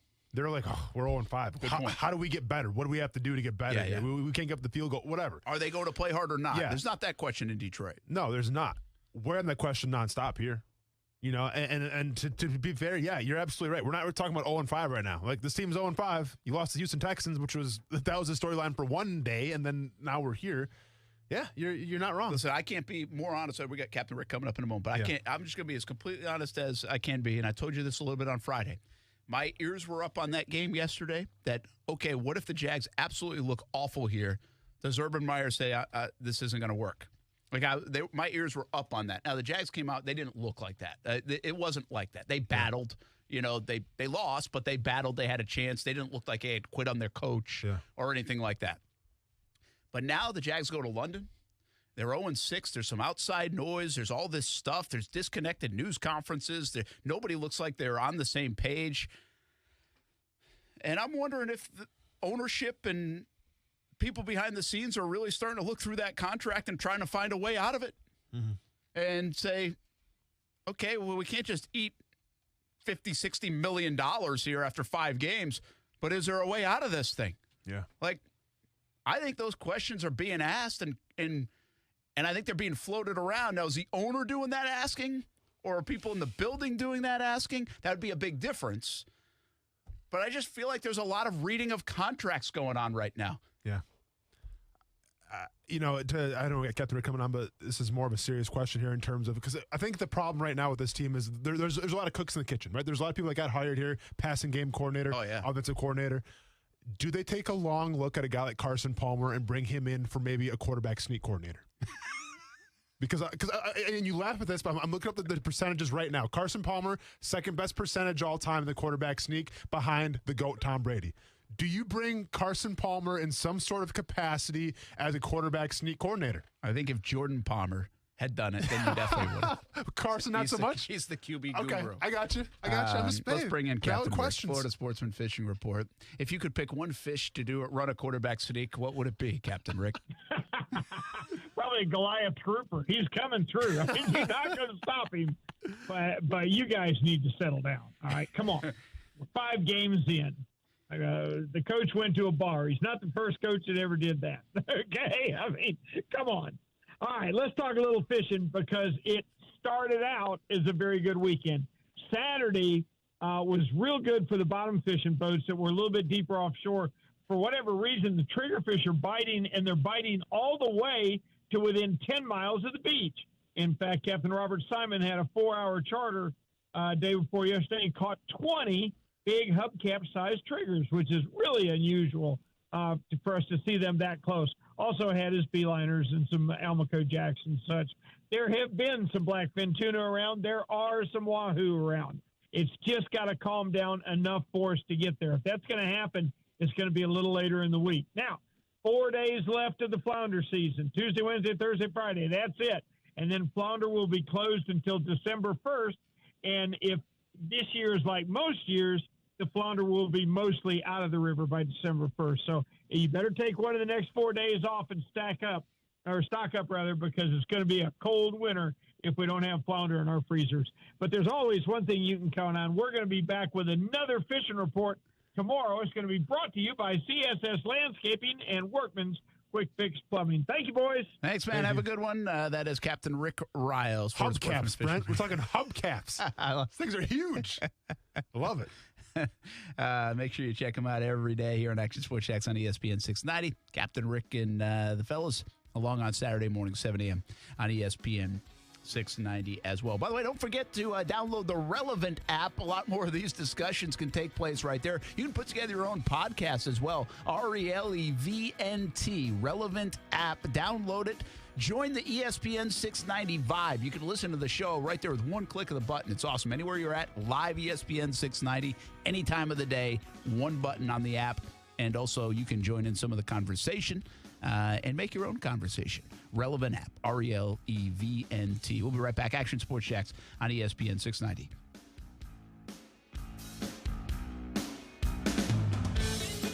Now, the First Alert forecast on ESPN 690. Today, partly sunny and breezy at times. The temperatures in the afternoon in the low to mid 80s with an isolated shower possible. Mostly clear skies tonight with temperatures falling in the upper 60s. Back into the mid 80s on Tuesday with a mainly sunny sky. From the Action News Jacks First Alert Weather Center, I'm meteorologist Alyssa Pedje. The Weather Center is brought to you by Beards Diamonds. Don't miss Beards BOGO Wedding Band Sale happening now through October 24th.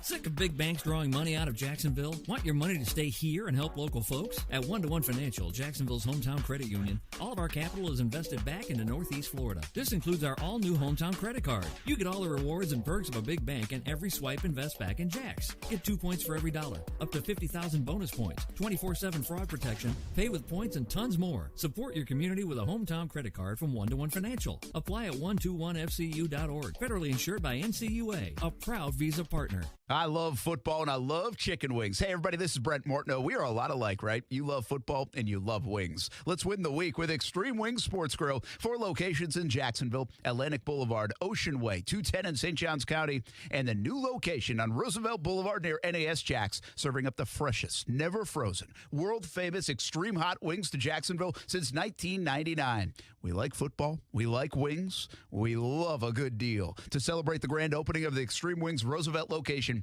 get 6 wings, french fries, and a drink for just $12.99 at the Roosevelt location. 6 wings, french fries, and a drink, just $12.99. Active military gets special discounts. Jalapeno ranch, Caribbean jerk, spicy blue cheese, lemon pepper. So many flavors to choose from. And, of course, they can make them extreme if you want. Plenty of space at Extreme Wing Sports Grill locations. If you're looking for a place for the entire team, try Extreme Wing Sports Grill.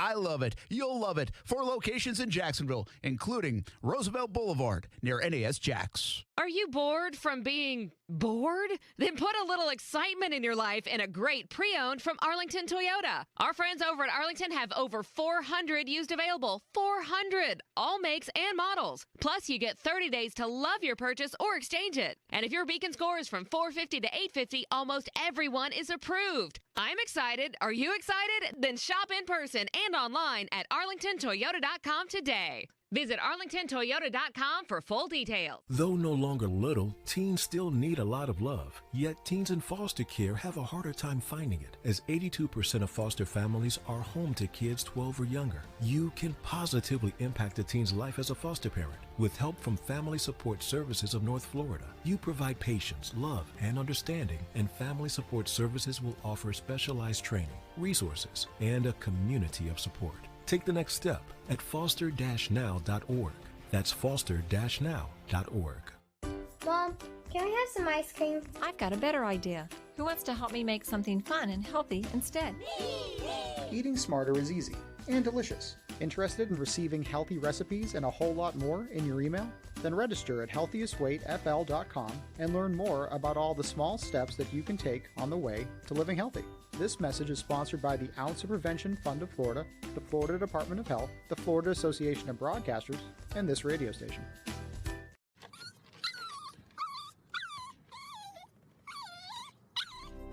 After a long day, having my dogs greet me at the door with their silly smiles and wagging tails makes me happy. I want to keep that joy with me for years to come. That's why I trust Forever Vets Animal Hospital to keep my pets healthy. Forever Vets was voted 2019's best vet in Jacksonville Magazine's Readers Poll, and it's easy to see why. The affordable wellness plans are tailored to meet all of your pet's changing needs as they grow. Open 7 days a week, Forever Vets friendly staff is available to treat you and your pet with care. They combine extended hours with online booking to allow you to give your pet quality care while accommodating your schedule. Go online to forevervets.com to find which of their 9 locations is nearest you. And don't forget their newest location in Bartram Market. Forever Vets Animal Hospital, keeping your pets happy and healthy forever. When the forgotten poor are in need of healing, they wait for a ship unlike any other. Mercy Ships, a floating hospital staffed by volunteers, heroes of mercy who donate their time to save lives. Every human has the right to have a place at the table of the human race. If you could just see the smiles that you get when lives have been changed, then it would make it all worth it. To learn more about Heroes of Mercy, go to mercyships.org. What can give you a competitive edge in today's red-hot housing market? Rocket can. That's because Rocket Mortgage can give you a verified approval. It could help your offer stand out. Rocket Technology provides a rock-solid verification of your income, assets, and credit, giving sellers greater confidence in you. Go to rocketmortgage.com or call us today at 8338-ROCKET. A verified approval is based on an underwriter's analysis of your individual financial information, appraisal, and title report. Call for cost information and conditions. Equal housing lender license in all 50 states and MLSConsumerAccess.org number 3030. Hey, it's Brent Martineau from Action Sports Jacks. Did you know you can watch our radio show? Yeah, video of a radio show. Just search ESPN 690 Jacks on Facebook, YouTube, and Twitter. Or follow me on Twitter at Brent A.S. Jacks. Watch the show live weekdays from 3 p.m. until 6 p.m. or listen on ESPN 690. I see a group of warriors. I see a group of players that I love to death. I see a group of players that are spilling on the field, and we're not getting it. We're not closing it out. You know, and from the Cardinals on, Cardinals, Bengals, and this one, I mean, we go down and score.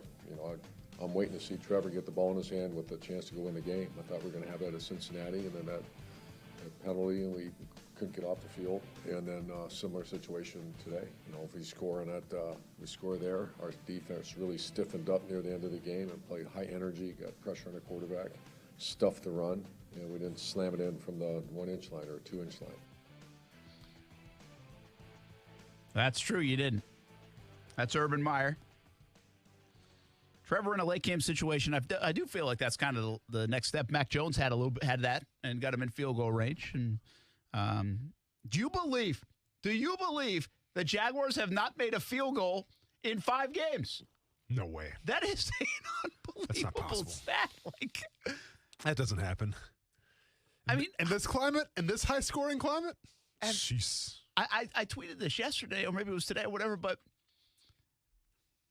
like teams, I've had conversations over the years like they're kicking too many field goals. Like, how do you stop kicking field goals? You know, how do you go score in the red zone?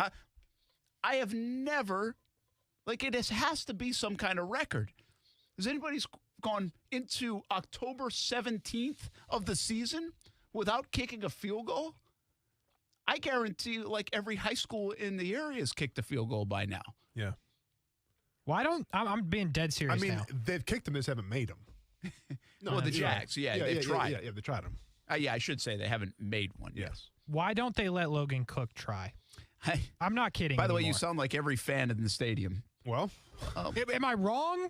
The dude's good at his punting job. No, he wasn't that great yesterday, by the way. It's contagious. Seemed better. And bad one time. Yeah, Cook's been really good, but he wasn't great yesterday.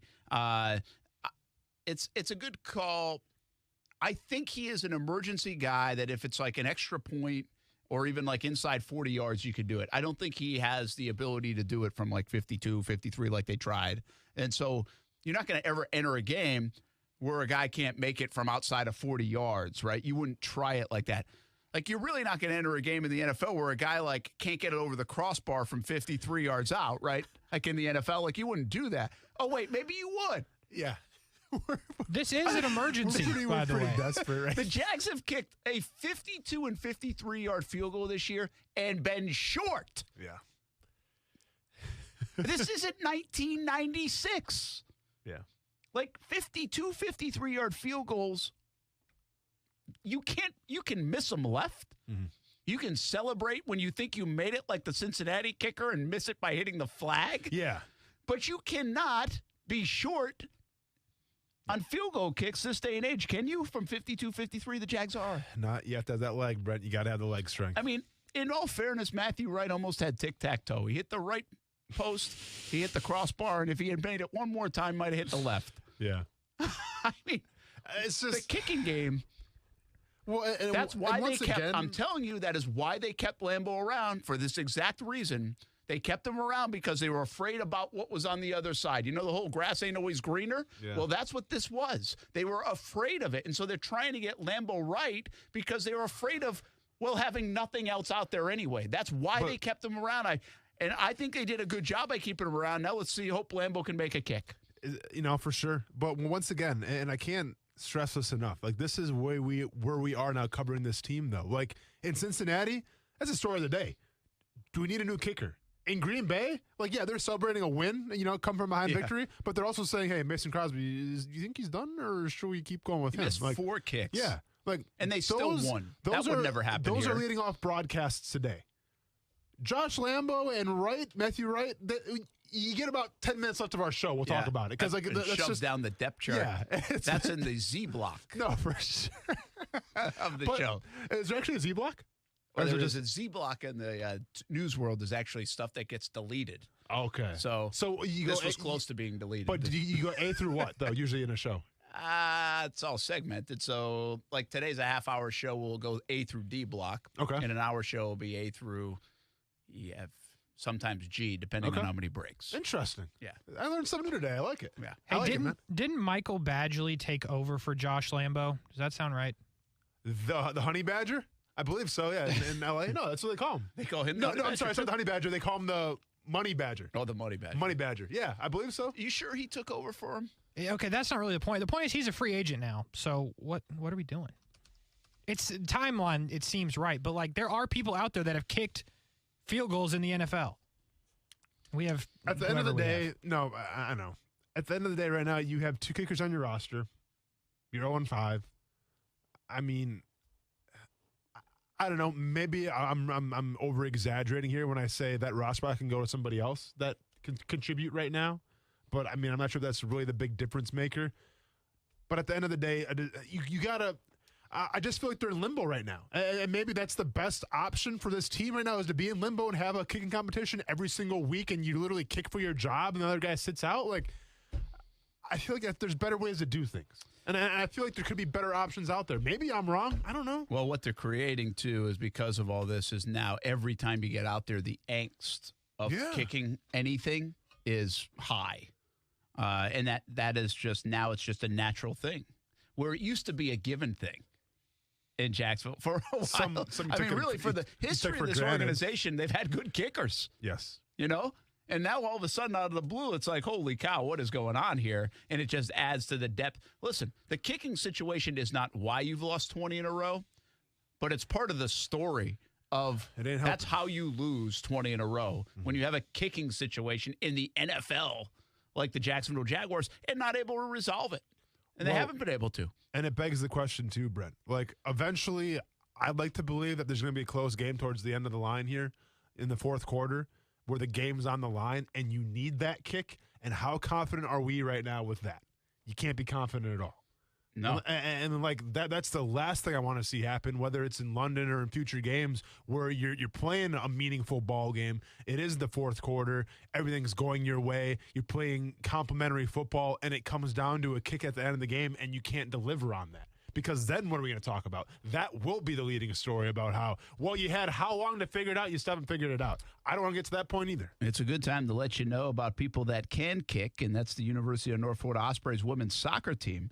They'll be home on Thursday against Liberty at Hodges Stadium at 6 p.m. And then again on Sunday at 1 o'clock against Kennesaw State, again at Hodges Stadium. They will be kicking successfully for the University of North Florida Ospreys. UNFOspreys.com. Go visit to see more on what the Ospreys are happening, including basketball season right around the corner, and season tickets on sale for the University of North Florida. UNFOspreys.com. I literally thought we had like a caller from like the soccer team, so I wasn't going to be like too mean, but I'm like, that's the segue of all segues. Well, nicely done. No problem. Hey, real quick, the situation is to win the game potentially. The ball is on the 30-yard line. It is 4th and 1. What do you have more confidence in, the field goal kicker or the QB sneak? Victory formation. Yeah. We'll take a break and think about that. And Let's answer it when we marinate come in that back. one. Action Sports Jacks on ESPN 690. I feel like the QB sneak is going to very much quickly on this show become like an edible arrangement. It's got staying power, you mean? Yes. It's got staying power? We'll be back. Usually talk a little college football on a Tuesday. There were some wild things that did happen in college football, though. Sure. I haven't Golf, mentioned too, man. that.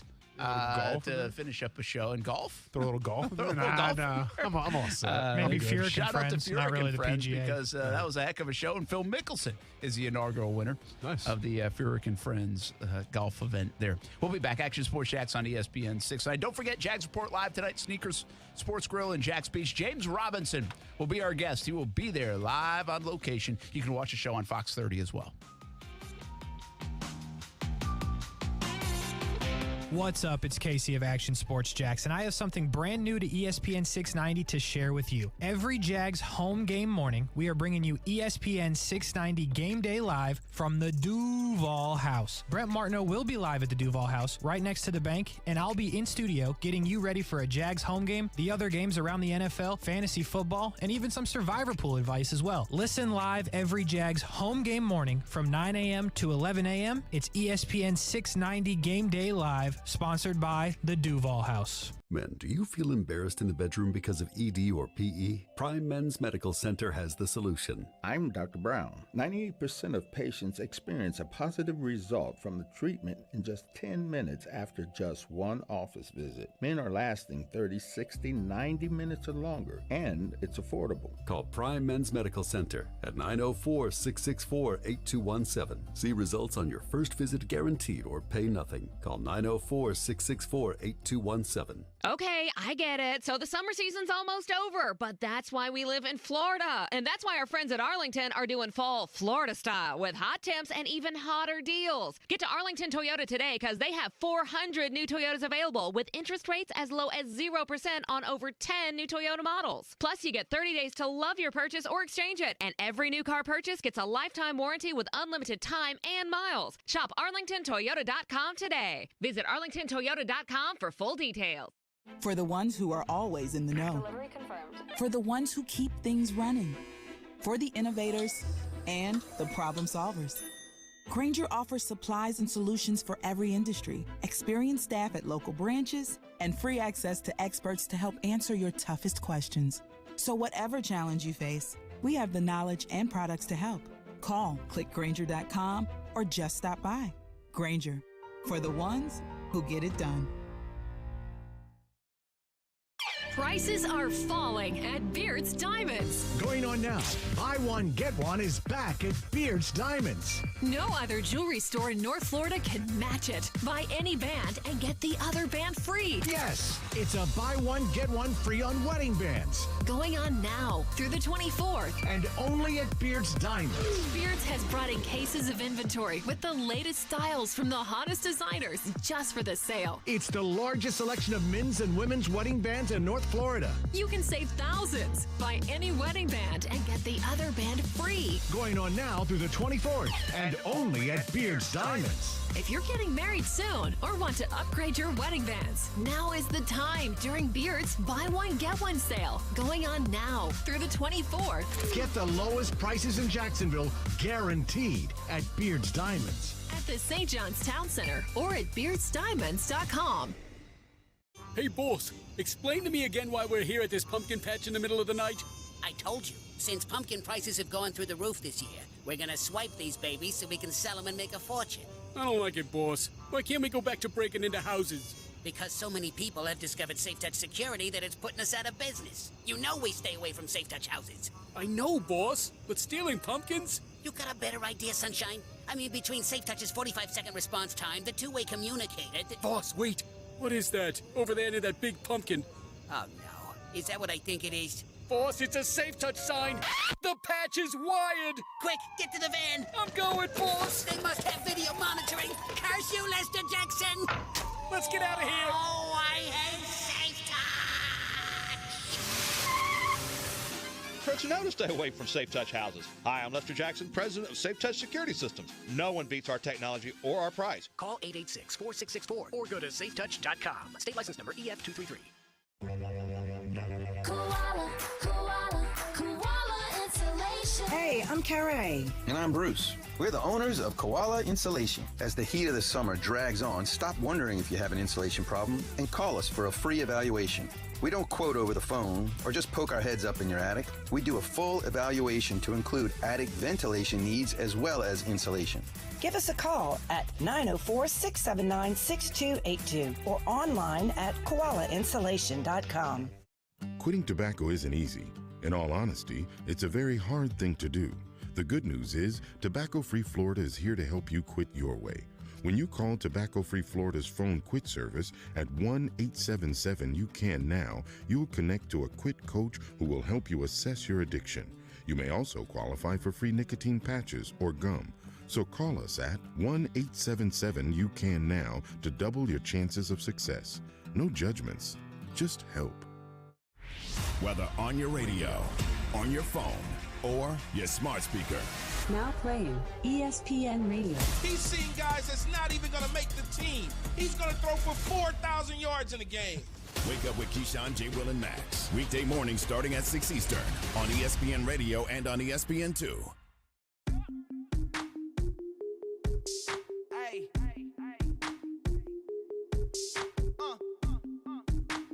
We have been evaluating that because Miles plays three positions, in the three different nickel, dime, base, something we've been working on, and he played his best football. We just did some research, is when he plays best, when he doesn't have to make the call. And so we gave it to Damian and then also Rayshawn. And so you're right when you saw that. Well, that was a confusing quote as well, right? Yeah. Yes, it was, Brent. Yes, Miles Jack plays better without the green dot. I'm telling you. I mean, do you think they listened to the preseason show that we had or not? Like, do you think that? I feel like we've asked Urban about that. Not we, but like as a media. Well, I know. In fairness, like I don't get down there much at all. So they asked Joe Cullen about it. Oh, they asked Joe about it. Yeah, okay. I know they asked Joe Cullen about it. And I forgot what I'm paraphrasing here. But essentially, Joe Cullen was like, he can handle it. And again, I do think there's a little element of this could be, hey, Miles, you're a captain. You feel comfortable doing this. Like, you know personnel around here. We feel like you can know a variety of positions. You might not have played that well with it before, but do you feel comfortable now trying to go back to it? Yeah. Could have had that conversation, and that's called trusting a player, right? Mm-hmm. And that's why I do say – careful with that soundbite on the presser. Was he trying to protect maybe even Miles, who might have said, hey, I can handle this. I want to do it. We don't know that side. Because if he didn't, then he could easily throw him under the bus. And I just think Urban, to go all the way back to the top of the show, and if you missed it, Action Sports Jacks on ESPN 690 podcast, subscribe to it. Yeah. I think he's in a situation because of his situation where he doesn't want to throw anybody under the bus right now. So that's a spin of what he said. But in reality, he could have asked anybody in town, and it's been a topic in town for 2 years, right? It has. Yeah, I mean, and if you watch any sort of film whatsoever from the previous seasons of guys, not getting lined up properly, having their hands up in the air, not being on the same page, like a lot of that can stem from that. Oh, and by the way, your star linebacker, Miles Jack, didn't have his best seasons when he did have the green dot. So, I'm always reminded of when I met Urban Meyer in the conversation that we had, and he echoed this when he was on Fox Sports, when he was saying how, there's no such thing as bad players, right? There's bad coaches, and you're not putting those players up to succeed. We've seen Miles Jack succeed. Now, in this 3-4 defense, is there room for him to succeed? I believe so. Okay? Like, I get people want to bring up the narrative, he's a middle linebacker. He's still playing the same. He's not doing that. Now, he's not having, so far this season, not having the most productive year. But like, what else are you going to do with Myles Jack? You can't move him to the outside. He's not a pass rusher. So where do you want to put him? Do you want to put him at safety? Do you want to put him at corner? Like, what else do you want to do with Myles Jack?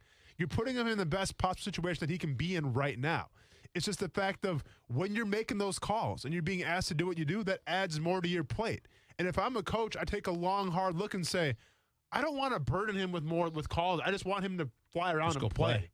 You know, and if I can have the conversation, and you said that before, and fans said that before, I feel like the coaches have to say that too. This is a pretty well-documented story, too. That's my point. I mean, they again, you don't know. The player might have asked for this.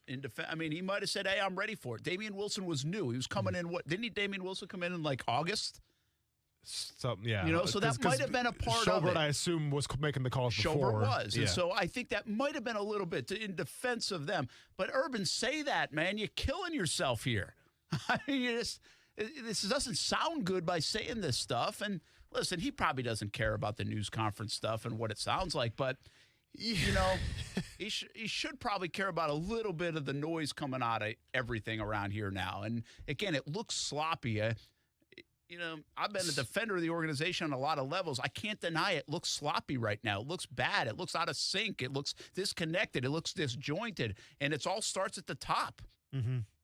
You know, like, you know what it reminds me of? And it's crazy, but, like, remember Nick Sirianni's first press conference where everybody was grilling him because, like, he seemed nervous and he just didn't seem like he was well-versed for the press conference. Remember that? Yes. With the Eagles? Yes, you're right. And everybody was grilling him. Yes. And then, like, I think he figured it out because I don't really see any more sound bites of, so he's figured that out. And, you know, the team's playing okay, whatever the case may be. But, like, that was a one-time thing.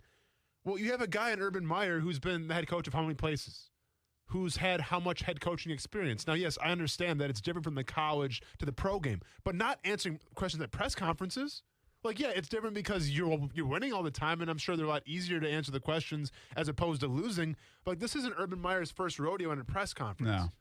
I do feel like, again, I didn't cover Urban Meyer's press conferences like at Ohio State. Florida was kind of like, I just don't feel like he was as transparent in the college game as he is now. And I feel like as much as I've said this countless times over the last few months, as much as the transparency we like, it's time to go Bill Belichick on everybody. I think it gets him in trouble. It's time to go on Bill. It's just go Bill Belichick. I seriously think the transparency gets him in trouble because when you have to go to this where you might try to defend people, it's clunky. Yeah. You know? And again, I think 3 weeks ago, I don't think he cared if he threw anybody under the bus from time to time. He was Urban Meyer. Yeah. And he's going to fix this thing, and we're going to get it right in Jacksonville. Well, in the last 10 days, that has changed. The bravado of Urban Meyer has been shot down a little bit. Mm-hmm. And he needs his players and coaches more than he's ever needed them right now at this moment. And so I think he's reluctant to be as transparent and maybe take a shot or something that might sound like a shot at a player. And instead, it's just odd with everything that is being said. More Jags talk coming up, of course, the rest of the week, including tomorrow, as they get ready for London. I was going to say real quick, you know what's ironic about this whole thing with the press conferences, though, and, you know, kind of blaming a little bit, is that the guy that he replaced and Doug Marrone was the exact opposite, where it was like, it always starts with me. Yeah. That's on me. That's on me. And we criticized him because it's, how many grenades can you fall on before, you know, we know you're full of it? It was almost like to the point of poor me. Yeah. And now it's kind of like the exact. Yeah, it's weird. We just get someplace in the middle. The bottom line is when you lose, this kind of stuff happens. It does. I mean, you worry about these kind of things. Hey, real quick, we will talk more college football tomorrow, but Alabama going down. Man, to your team, Brent, A&M. I know. I had them in the Final Four. You did. They had to lose to Mississippi State. If they didn't lose to Mississippi State, they'd have a chance. Absolutely. Like a real chance. Yeah. What a win for Jimbo Fisher, though. That was a great game. Huge game for him. I thought he had choked. I tweeted that, and then I paid for that. And did you? Exposed. I gotta start going on Twitter more on the weekends, man. Yeah. Start calling you out a little more, holding you accountable. Don't worry. Everybody else does. Good. I like it. That was a really good game. I'll tell you, that kid, man, that quarterback, he has a gun. Yeah. I mean, he can chuck it. Brent, if I was like number 2 or 3 in the nation, how are we feeling about that? Yeah, I still feel like that was a two. bit of the all-fraud game, but they're number 2, and Cincinnati's number 3. Yeah. Relax a little bit, huh? Cincinnati make the Final Four? Love to see it. We'll talk a little more college Iowa football. State, I think it's fascinating. Now that, by the way, now that Alabama has lost, it's almost like, hey, let's talk more about this college football season. We don't know what that sounds like. This looks different. Doesn't it kind of feel like that? It does a little bit. Yeah. By the way, great win for Florida State. That was a really good win for Mike Norvell. Really good. Yeah. And Sam Howell. I don't know. Now we're glad to tell you can listen to the Knowles on ESPN 690. Welcome back. Football and basketball. Going for 3 in a row this week against UMass. Well, it'll be next week. They got to bye this week.